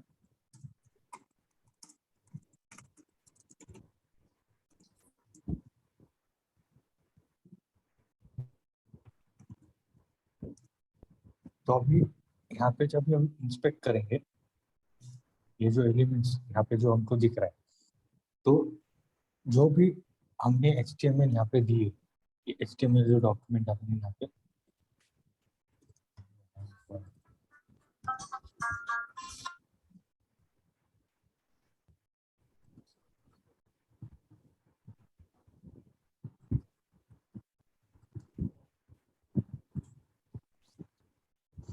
तो ये जो भी हमने डॉक टाइप HTML टैग और उसके अंदर ये हेड टैग डिफाइन किया है, फिर ये बॉडी टैग डिफाइन किया, उसमें कुछ एलिमेंट्स है, तो ये पूरा सब मिलके डॉक्यूमेंट जो ये डॉम है, डॉम ट्री बनता है। मतलब क्या, जो हमारा ब्राउजर है इन सबको एज नोड एलिमेंट्स कंसीडर करता है। ये एक नोड हो गया, ये एक नोड हो गया, फिर उसके अंदर हेड टैग के अंदर ये सारे नोड्स, ये जितने भी आपको एलिमेंट्स दिख रहे हैं, तो उस तरह से हमारा जो ब्राउजर है वो ये पूरी HTML को रेंडर करता है। अभी ये जितने भी आपको दिख रहा है एलिमेंट्स के अंदर, ये सारे एलिमेंट्स एक डॉम को, डॉम ट्री रिप्रेजेंट करते हैं, जिसमें सबसे ऊपर होता है हमारा HTML, फिर उसके बाद में ये दोनों हेड और बॉडी टैग, और उसके अंदर जो भी हमने कंटेंट दिया है इसमें, और एक हेडर टैग आ गया, और फिर उसके बाद में इसका अंदर का कंटेंट है, टेक्स्ट हो गया, फिर बटन्स हो गई है 4। तो अब जावास्क्रिप्ट से हम क्या कर सकते हैं, ये जो भी हमको दिख रहा है डॉम, ये जो एलिमेंट्स है उसके अंदर की जो ये वैल्यूज है या फिर कुछ कलर है, इसके स्टाइल है, वो हम मैनिपुलेट कर सकते हैं यूजिंग डॉक्यूमेंट ऑब्जेक्ट मॉडल। तो अगर मैं कंसोल में यहाँ पे आऊँगा और यहाँ पे अगर डॉक्यूमेंट लिखता हूँ, तो ये हमको एक डॉक्यूमेंट ऑब्जेक्ट देता है, जिसके अंदर क्या होता है, हमारी पूरी HTML। इसमें HTML ये सबसे अपर लेवल पे हो गया HTML टैग, उसके बाद में हेड, और उसके बाद में बॉडी, और बॉडी के अंदर ये सारे एलिमेंट्स। अगर हमको इनमें कुछ एलिमेंट्स को टारगेट करके उनकी कुछ वैल्यू बदलना है ऑन क्लिक पे, या फिर एक इनपुट वैल्यू, इनपुट बॉक्स है उसमें अगर हम कुछ वैल्यू यूज इनपुट करते हैं और उसके बटन की क्लिक पे वो इनपुट की वैल्यू हमको डिस्प्ले करनी है, तो वो सब हम कर सकते हैं यूजिंग डॉक्यूमेंट, ये जो ऑब्जेक्ट है। तो उसमें हमको कुछ ये मिलते हैं, मेथड्स मिलते हैं, जिससे कि हम ये स्पेसिफिक एक एलिमेंट या फिर उसके स्टाइल को हम मैनिपुलेट कर सकते हैं। तो वो हम देखते हैं किस कैसे करेंगे। क्या करता हूँ मैं, स्क्रिप्ट इंपोर्ट कर देता हूँ।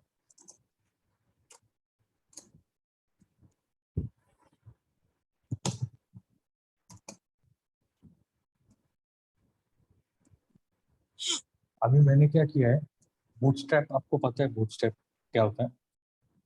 Yes sir. तो उसके मैंने एक सीडीएन लिंक यहाँ पे इंपोर्ट किया। जो सीडीएन यानी अगर हम ये एचरेफ वहाँ से बूटस्ट्रैप का इंपोर्ट करते तो हम बूटस्ट्रैप के क्लासेस यूज कर सकते हैं। तो अभी मैंने क्या किया, बटन 4 बटन बनाया अभी, प्राइमरी सेकेंड को कुछ नाम दूसरा दूसरा।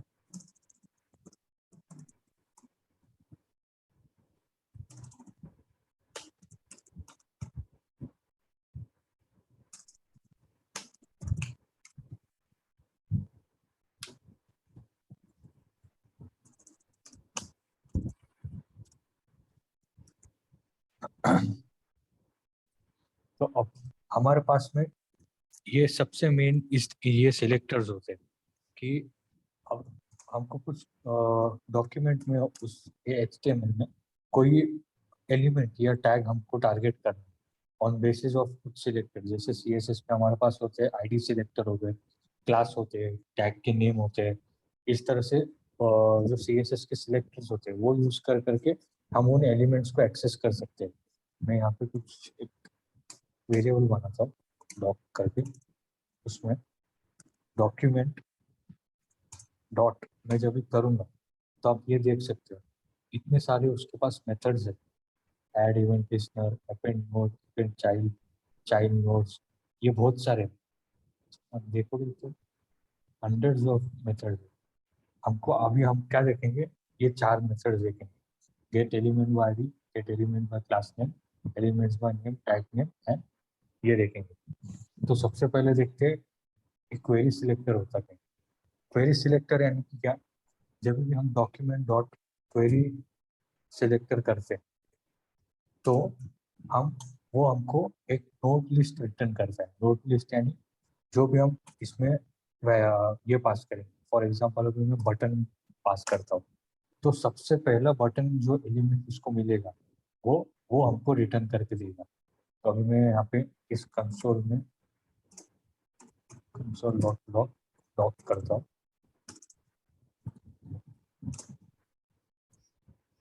बाकी स्क्रिप्ट्स के यहाँ पे जरूरत नहीं है।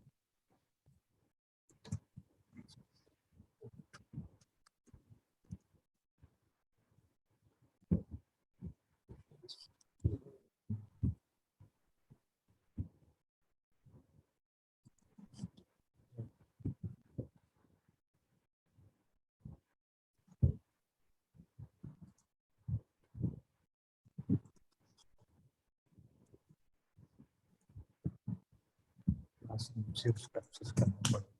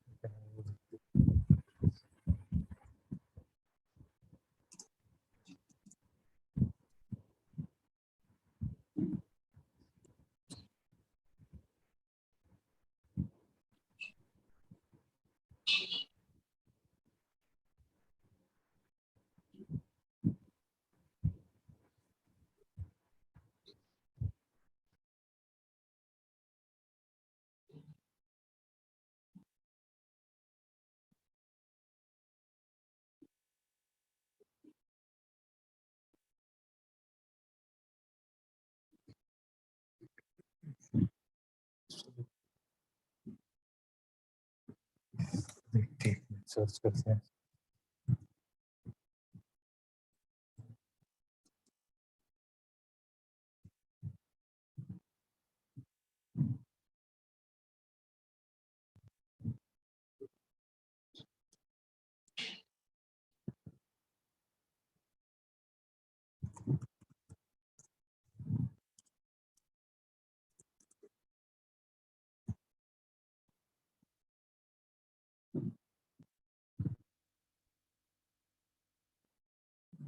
That's fine.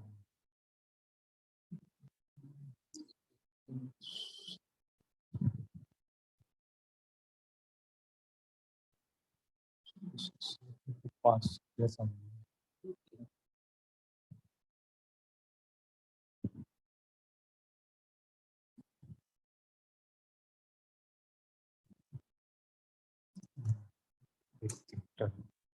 चलो, तो इसको कुछ दूसरी क्लास में दीजिए।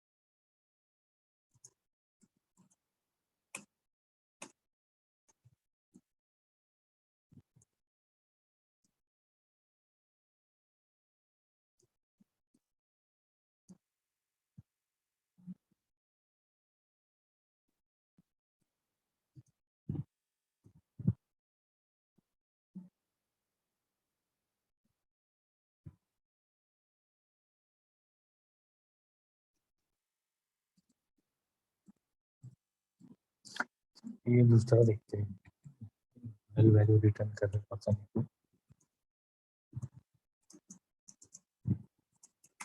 क्लास एलिमेंट, अब गेट एलिमेंट का क्लास नेम देखते हैं।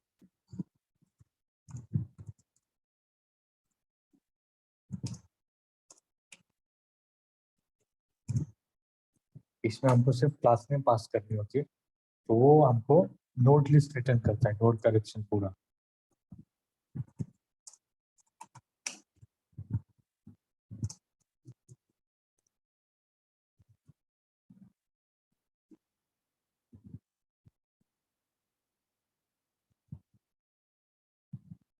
ये जो हमने अभी क्लास यहाँ पे दी थी, बटन चेंज कर, तो हमने दी थी फर्स्ट, ये एक बटन पे दी थी, इस एक बटन पे दी थी, और इस पे एक दी थी। ये पहले 3 बटन पे हमने वो क्लास दी थी, तो उसने ये 3 नोड हमको रिटर्न करे।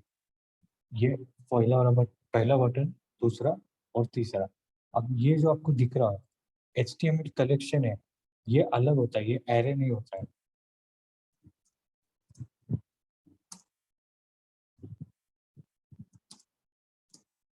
ऑब्जेक्ट ही रिटर्न कर रहा है, लेकिन ये एरे नहीं है। इस पे आप जो एरे के मेथड्स होते हैं, फॉर ईच वगैरह, वो आप इस पे यूज नहीं कर सकते। लेकिन जो अगर वैल्यू आपको एक्सेस करनी, फॉर एग्जांपल ये पहले बटन की वैल्यू, तो आप यहाँ पे आ सकते हो, मैं दिखाता हूँ, और ऑफ 0 करोगे तो वो आपको जो भी इस HTML कलेक्शन रिटर्न हुए, इसने जो HTML कलेक्शन रिटर्न किए, उसका पहले जो ये वैल्यू है वो आप एक्सेस कर सकते हो।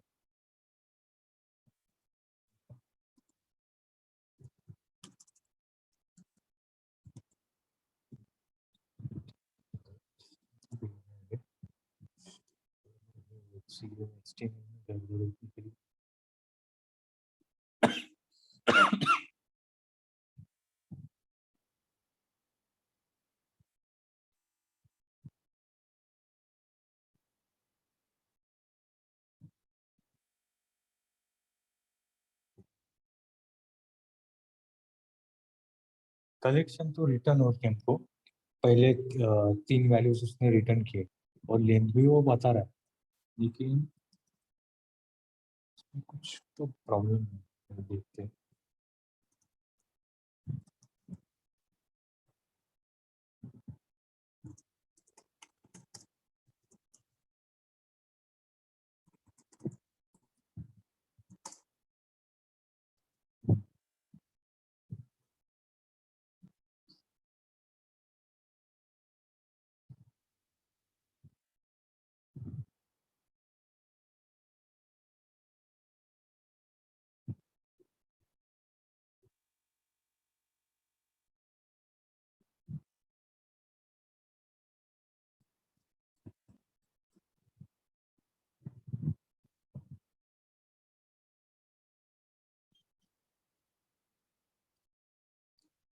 तो ये एरे नहीं है, इन्होंने भी यही मेंशन किया है।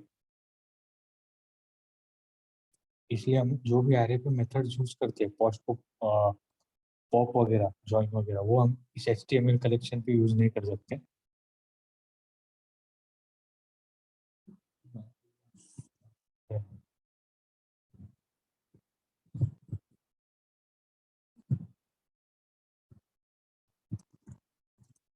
तो ठीक है, क्लास नेम से आपको जो भी क्लास नेम आपने अप्लाई किया है HTML, तो अगर आप document by get class name, get elements by class name करते हो और जो क्लास नेम है वो पास कर देते हैं, तो फिर वो पूरा आपको उस क्लास नेम से जो भी एलिमेंट्स है उनका आपको कलेक्शन रिटर्न करेगा। तो उसी तरह से हमारे पास में गेट एलिमेंट बाय आईडी, तो ये क्या करता है, अगर आप आपने कुछ एलिमेंट पर आईडी दी है, तो यहाँ पे हम कुछ आईडी डिफाइन करते हैं, और आईडी पूरे HTML एलिमेंट में आप एक ही आईडी दे सकते हो। जैसे क्लास नेम यहाँ पे हम मल्टीपल दिए, इसको भी क्लास नेम दिया, इसको भी क्लास नेम, तो आईडी आपकी जो है वो यूनिक रहेगी टू द एलिमेंट। आप एक ही आईडी मल्टीपल एलिमेंट्स को नहीं दे सकते, ये आपको याद रखना पड़ेगा। अभी इसको कुछ यूनिक आईडी देते हैं,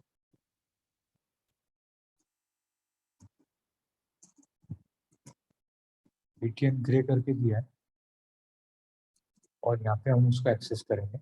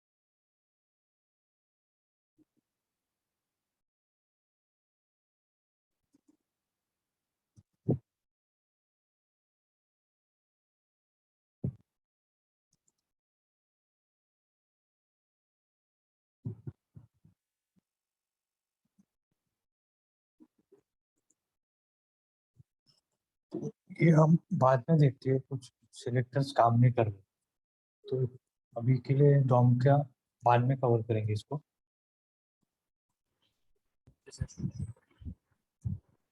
तभी तक हम अभी रिएक्ट वाले पार्ट से शुरू करते हैं। डॉम का जैसे जैसे हम रिएक्ट कवर करते जाएंगे, मैं आपको डॉम के बारे में बताते जाऊंगा, डॉम मैनिपुलेशन किस तरह से करना है। तो इसको देखना पड़ेगा, मुझे भी कुछ प्रॉब्लम आ रही है इसमें।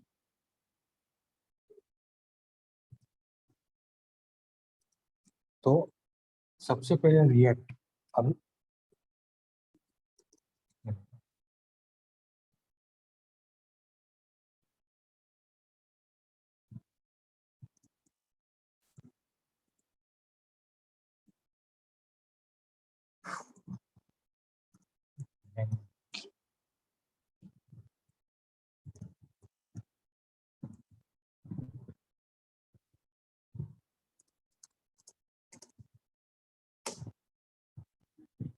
तो आपके सिस्टम में सबसे पहले आप सभी लोग ये नोड.जेएस करके सॉफ्टवेयर है, नोड इंस्टॉल कर दो।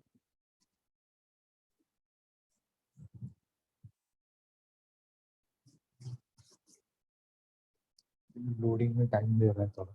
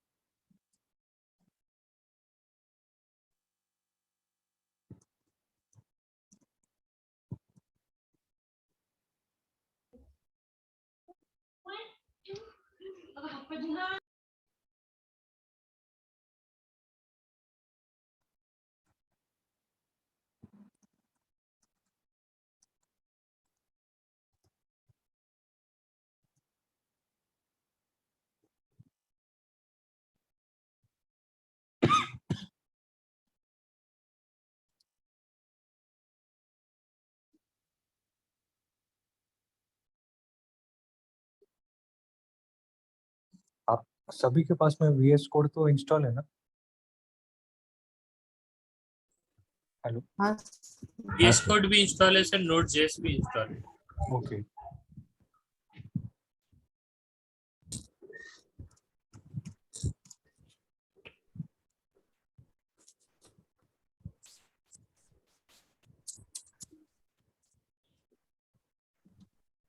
तो जब हम नोड वी करेंगे, नोड स्पेस -v, तो वो हमको नोड, हमारा जो सिस्टम में नोड.जेएस का वर्जन है, वो हमको वो डिस्प्ले करेगा। तो नोड.जेएस के दो तरह के वर्जन होते हैं, एक तो होता है करंट वाला और एक LTS वाला। तो आप सभी को LTS वाला ही इंस्टॉल करना है। मतलब इसका मतलब लॉन्ग टर्म सपोर्ट होता है कि अगर इसमें क्या, ये ट्रायल फेज वाले वर्जन होते हैं, तो इसमें कैसे लेटेस्ट फीचर्स वगैरह आते हैं, तो कुछ एरर वगैरह इसमें हो सकते हैं, बग वगैरह। इसलिए आप सभी ये वाला इंस्टॉल कर लेंगे। और उसके बाद अभी हम देखते हैं एक रिएक्ट प्रोजेक्ट कैसे सेटअप करना है। तो नोड.जेएस हमको क्या देता है, जो NPM है, नोड पैकेज मैनेजर, ये NPM को हमको एक्सेस देता है। नोड पैकेज मैनेजर आपका जो गूगल प्ले स्टोर हो गया एक तरह से, उसी तरह से आप रिएक्ट एप्लीकेशन या एंगुलर एप्लीकेशन के लिए ये नोड मॉड्यूल जिसपे जो भी डेवलपर्स होते हैं वो नोड मॉड्यूल जिस पे अपलोड करते हैं, तो इस पे एक पैकेज होता है क्रिएट रिएक्ट ऐप। तो ये जो क्रिएट रिएक्ट ऐप है वो आपको क्या करता है, एक पूरा एक बिल्ड तैयार करके देता है, रिएक्ट प्रोजेक्ट का एक पूरा सेटअप तैयार करके देता है। तो जब भी आप किस किस के पास में अभी नोड.जेएस इंस्टॉल है? सभी के पास में है क्या? Yes sir. और ठीक है, तो उसके बाद में आप सभी ने NPM इंस्टॉल किया है क्या आपके पास ग्लोबली? Yes sir. सभी के पास में है? कितने लोग हैं अभी? आप ही एक रिस्पॉन्स आ रहा है, बाकी किसी को नहीं। हाँ सर है। आपके पास में भी NPM इंस्टॉल है ना? यस सर, हाँ सर ने हाँ करवाया सर। था। Yes, sir. ओके ओके ठीक है। तो रिएक्ट प्रोजेक्ट आपने सेटअप किया है क्या कभी? नहीं। मतलब उसके स्टार्टिंग किया है सर, लेकिन पहले हाँ किया था तो अब थोड़ा ध्यान में नहीं है, मतलब 2-3 ठीक है। महीना हो गया ये। No problem. तो अभी जब भी आप npm आपके पास में इंस्टॉल होगा ग्लोबली, तो आपको क्या करना है, डेस्कटॉप पे एक फोल्डर क्रिएट करना है। नॉर्मल एक नया फोल्डर क्रिएट करेंगे आप भी।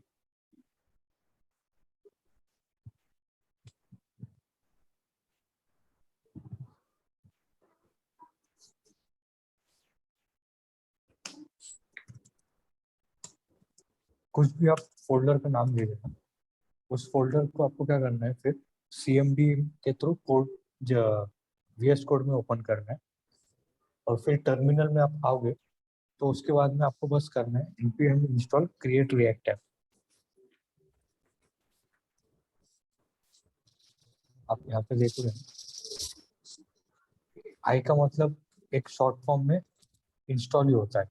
तो वो क्या करेगा, आपको पूरा रिएक्ट का सेटअप करके देगा। तो हम अभी रिएक्ट का फोल्डर स्ट्रक्चर समझते हैं आज के दिन।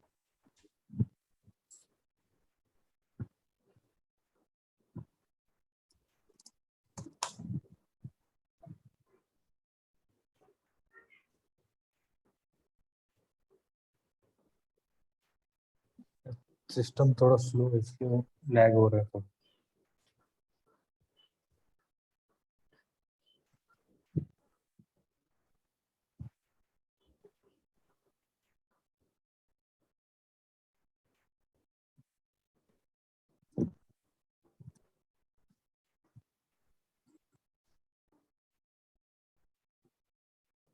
ये टर्मिनल होता है। अभी आप टर्मिनल में आओगे, यहाँ पे आपको करना है, लोड हो रहा है ये।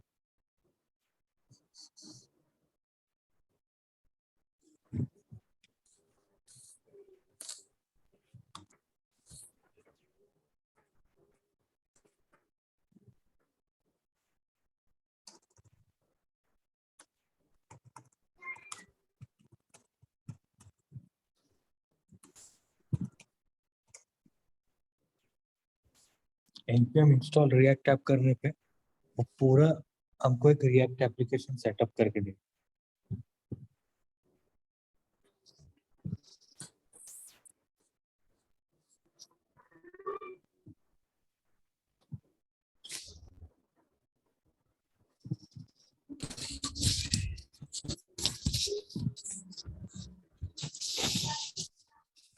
आप सभी ने गिटहब के रिपोजिटरी बनाए क्या आपने?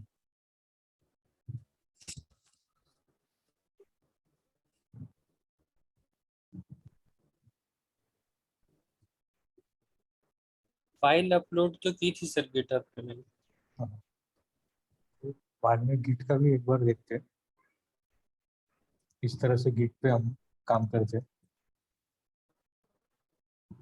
इंस्टॉल टाइम लगेगा थोड़ा, तो तब तक हम देखते हैं रिएक्ट काम कैसे करता है और रिएक्ट होता क्या है।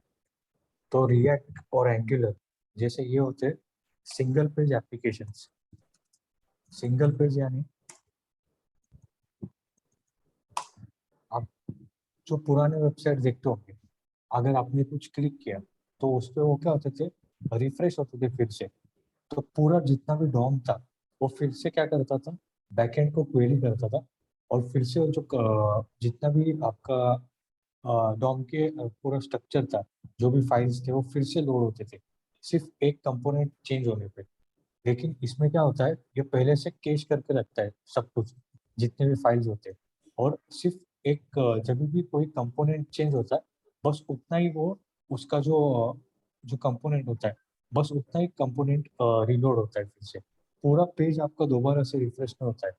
ये यही सिंगल पेज एप्लीकेशन इससे काम करते हैं। तो एंगुलर और रिएक्ट में जो भी हम बनाते हैं वो सब कुछ सिंगल पेज एप्लीकेशन होते हैं।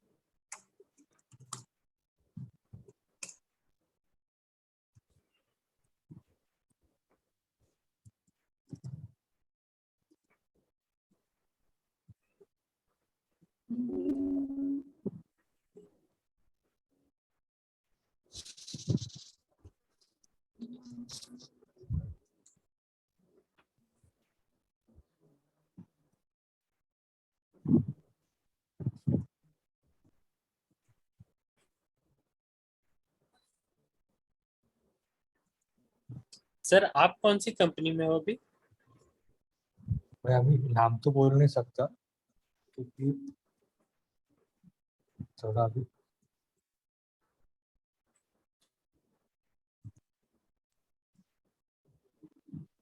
लेकिन मेरा भी इसी पे फ्रंट एंड पे मोस्टली मेरा काम है कि थोड़ा कॉन्फिडेंशियल रख रहा हूँ मैं, क्योंकि मैं अभी थोड़ा रिसेंटली स्विच हुआ ये कंपनी।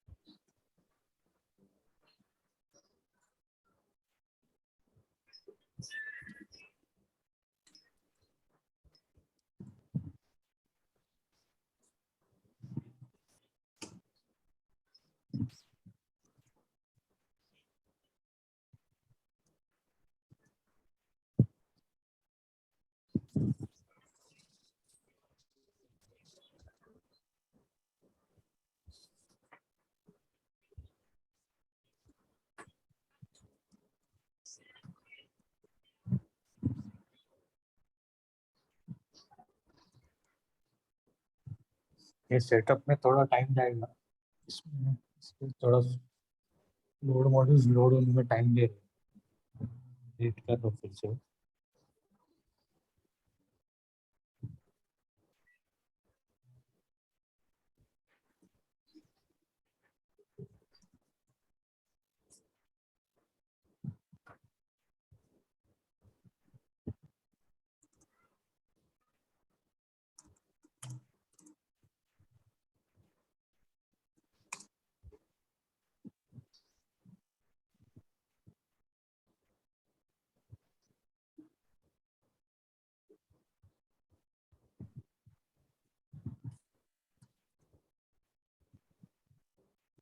ये रिएक्ट का ऑफिशियल डॉक्यूमेंटेशन है,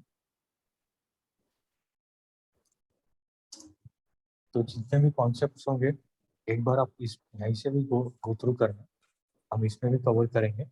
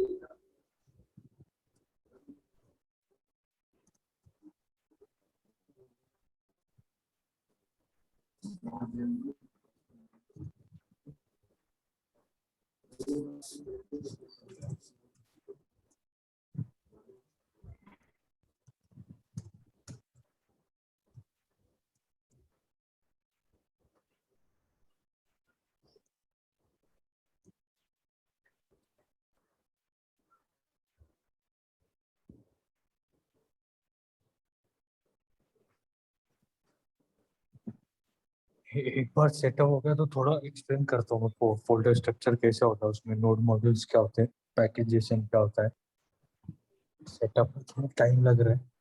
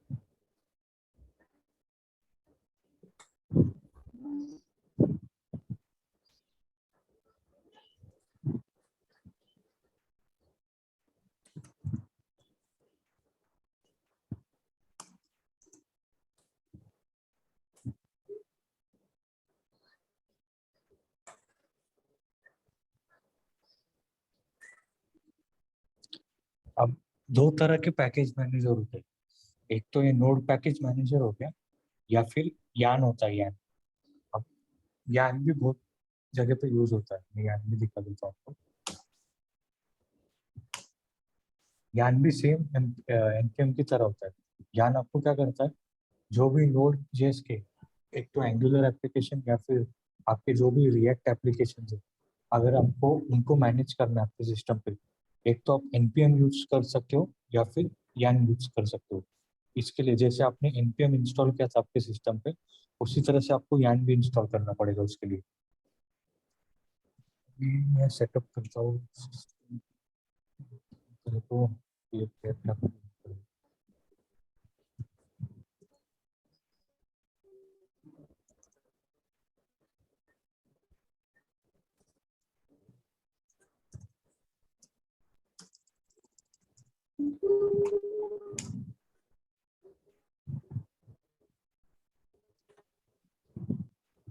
जब भी आप ग्लोबली डिफाइन करते हो उस तरह से हाइफन जी करके npm इंस्टॉल, तो वो क्या करता है, ग्लोबली इंस्टॉल करता है पैकेजेस।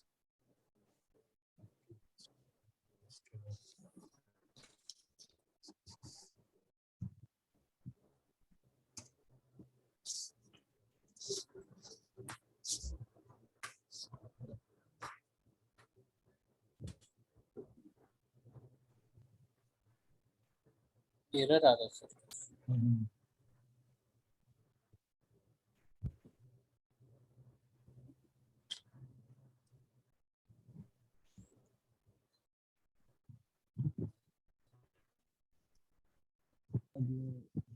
पुराना है, पुराना हो चुका है वर्जन।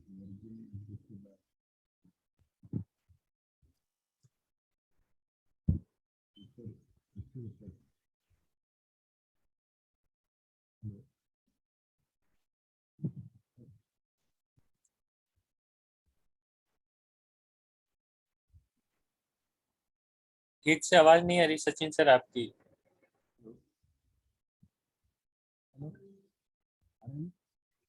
नहीं सर, बहुत धीरे धीरे आवाज आ रही। कोई कुछ बोल रहे हैं? हाँ, वो सचिन सर बोल रहे हैं कुछ, लेकिन आवाज धीरे बहुत आ रही, समझ में नहीं आ रही।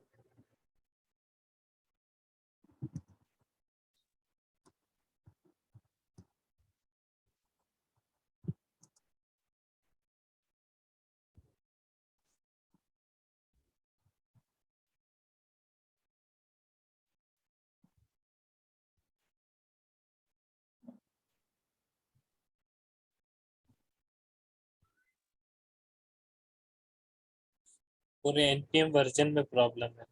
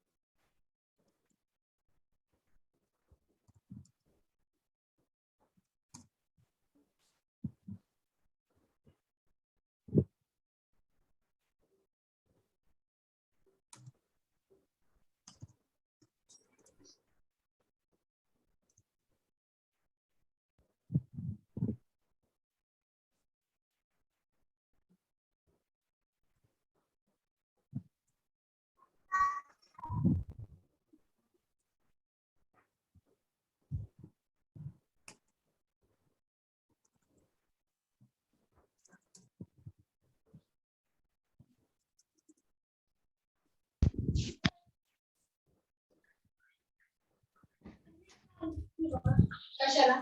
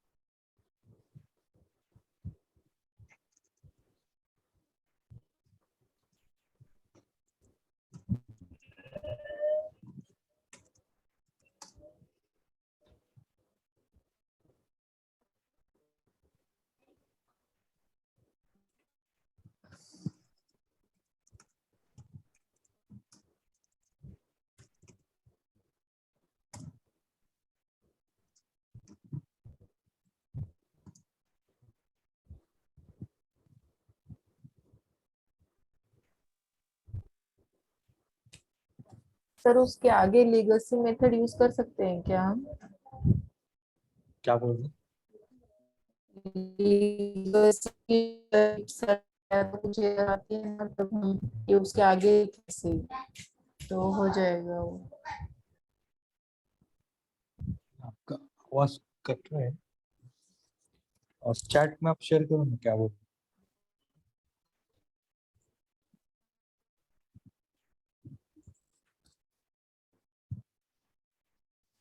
वो sir npm create react app legacy करके एक यूज करते हैं, अच्छा क्योंकि हमारा भी पिछली बार कुछ कुछ एरर आ रहा था, हाँ तो सर ने मतलब वही लेगेसी यूज करके करवाया था। लेगेसी पीयर डिप्स, हाँ ये वाला सर। हाँ सर। मैं भी यही ढूंढ रहा था तब से मोबाइल में, लेकिन मिल नहीं।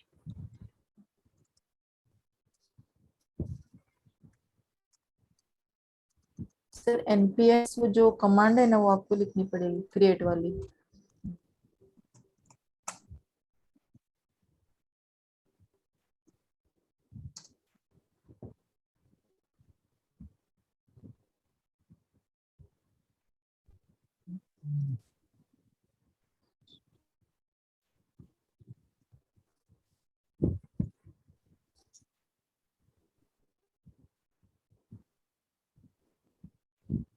सर वो प्रोजेक्ट नेम भी देना होगा ना, npm create react app project name.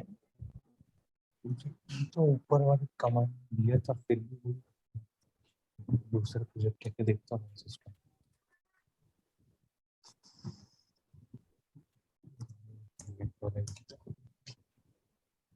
हाँ मैं चेक करता हूँ, मैं इंस्टॉल करता हूँ फिर आपको भी बताता हूँ। तो कल कभी कनेक्ट करें सुबह सभी लोग? 3 बजे सर, जो अपना टाइम रहता है 3 से 5। और या फिर सुबह में करेंगे कल थोड़ा जल्दी 12 बजे या हाँ अगर मुझे कोई प्रॉब्लम नहीं है सर। सभी को पॉसिबल है।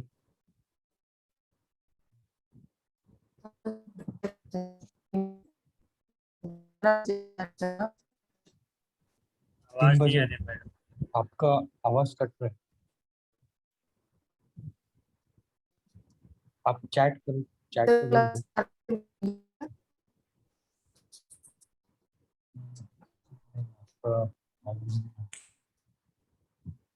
3 बजे करते हैं कि फिर सभी लोग क्या बोलते हो? सर मुझे तो कोई दिक्कत नहीं है, आप 12 बजे करना है 12 बजे करो, 3 बजे करो। ठीक है तो फिर मैडम लोग को थोड़ा प्रॉब्लम होता है ना, घर का काम रहता है शायद कुछ। नहीं नो प्रॉब्लम सर, लिख रहे हैं, उनको भी कोई प्रॉब्लम। ओके। 12 से करना है सर। हाँ 12 से अगर सभी को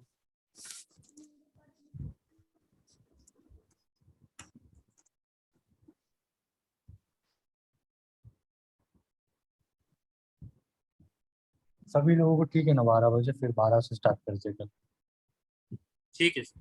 चलेगा। कल देखता हूँ, मैं देखता हूँ ये थोड़ा कुछ एरर जा रहे। एनपीएम रिएक्ट का एक एप्लीकेशन फोल्डर स्ट्रक्चर वगैरह सब कल से ही रिएक्ट पे स्टार्ट करता हूँ। ठीक है सर। जो भी इवेंट वगैरह है फिर वो कल ही देखते हैं, जावा डॉम इवेंट वगैरह। चलेगा। ठीक है सर।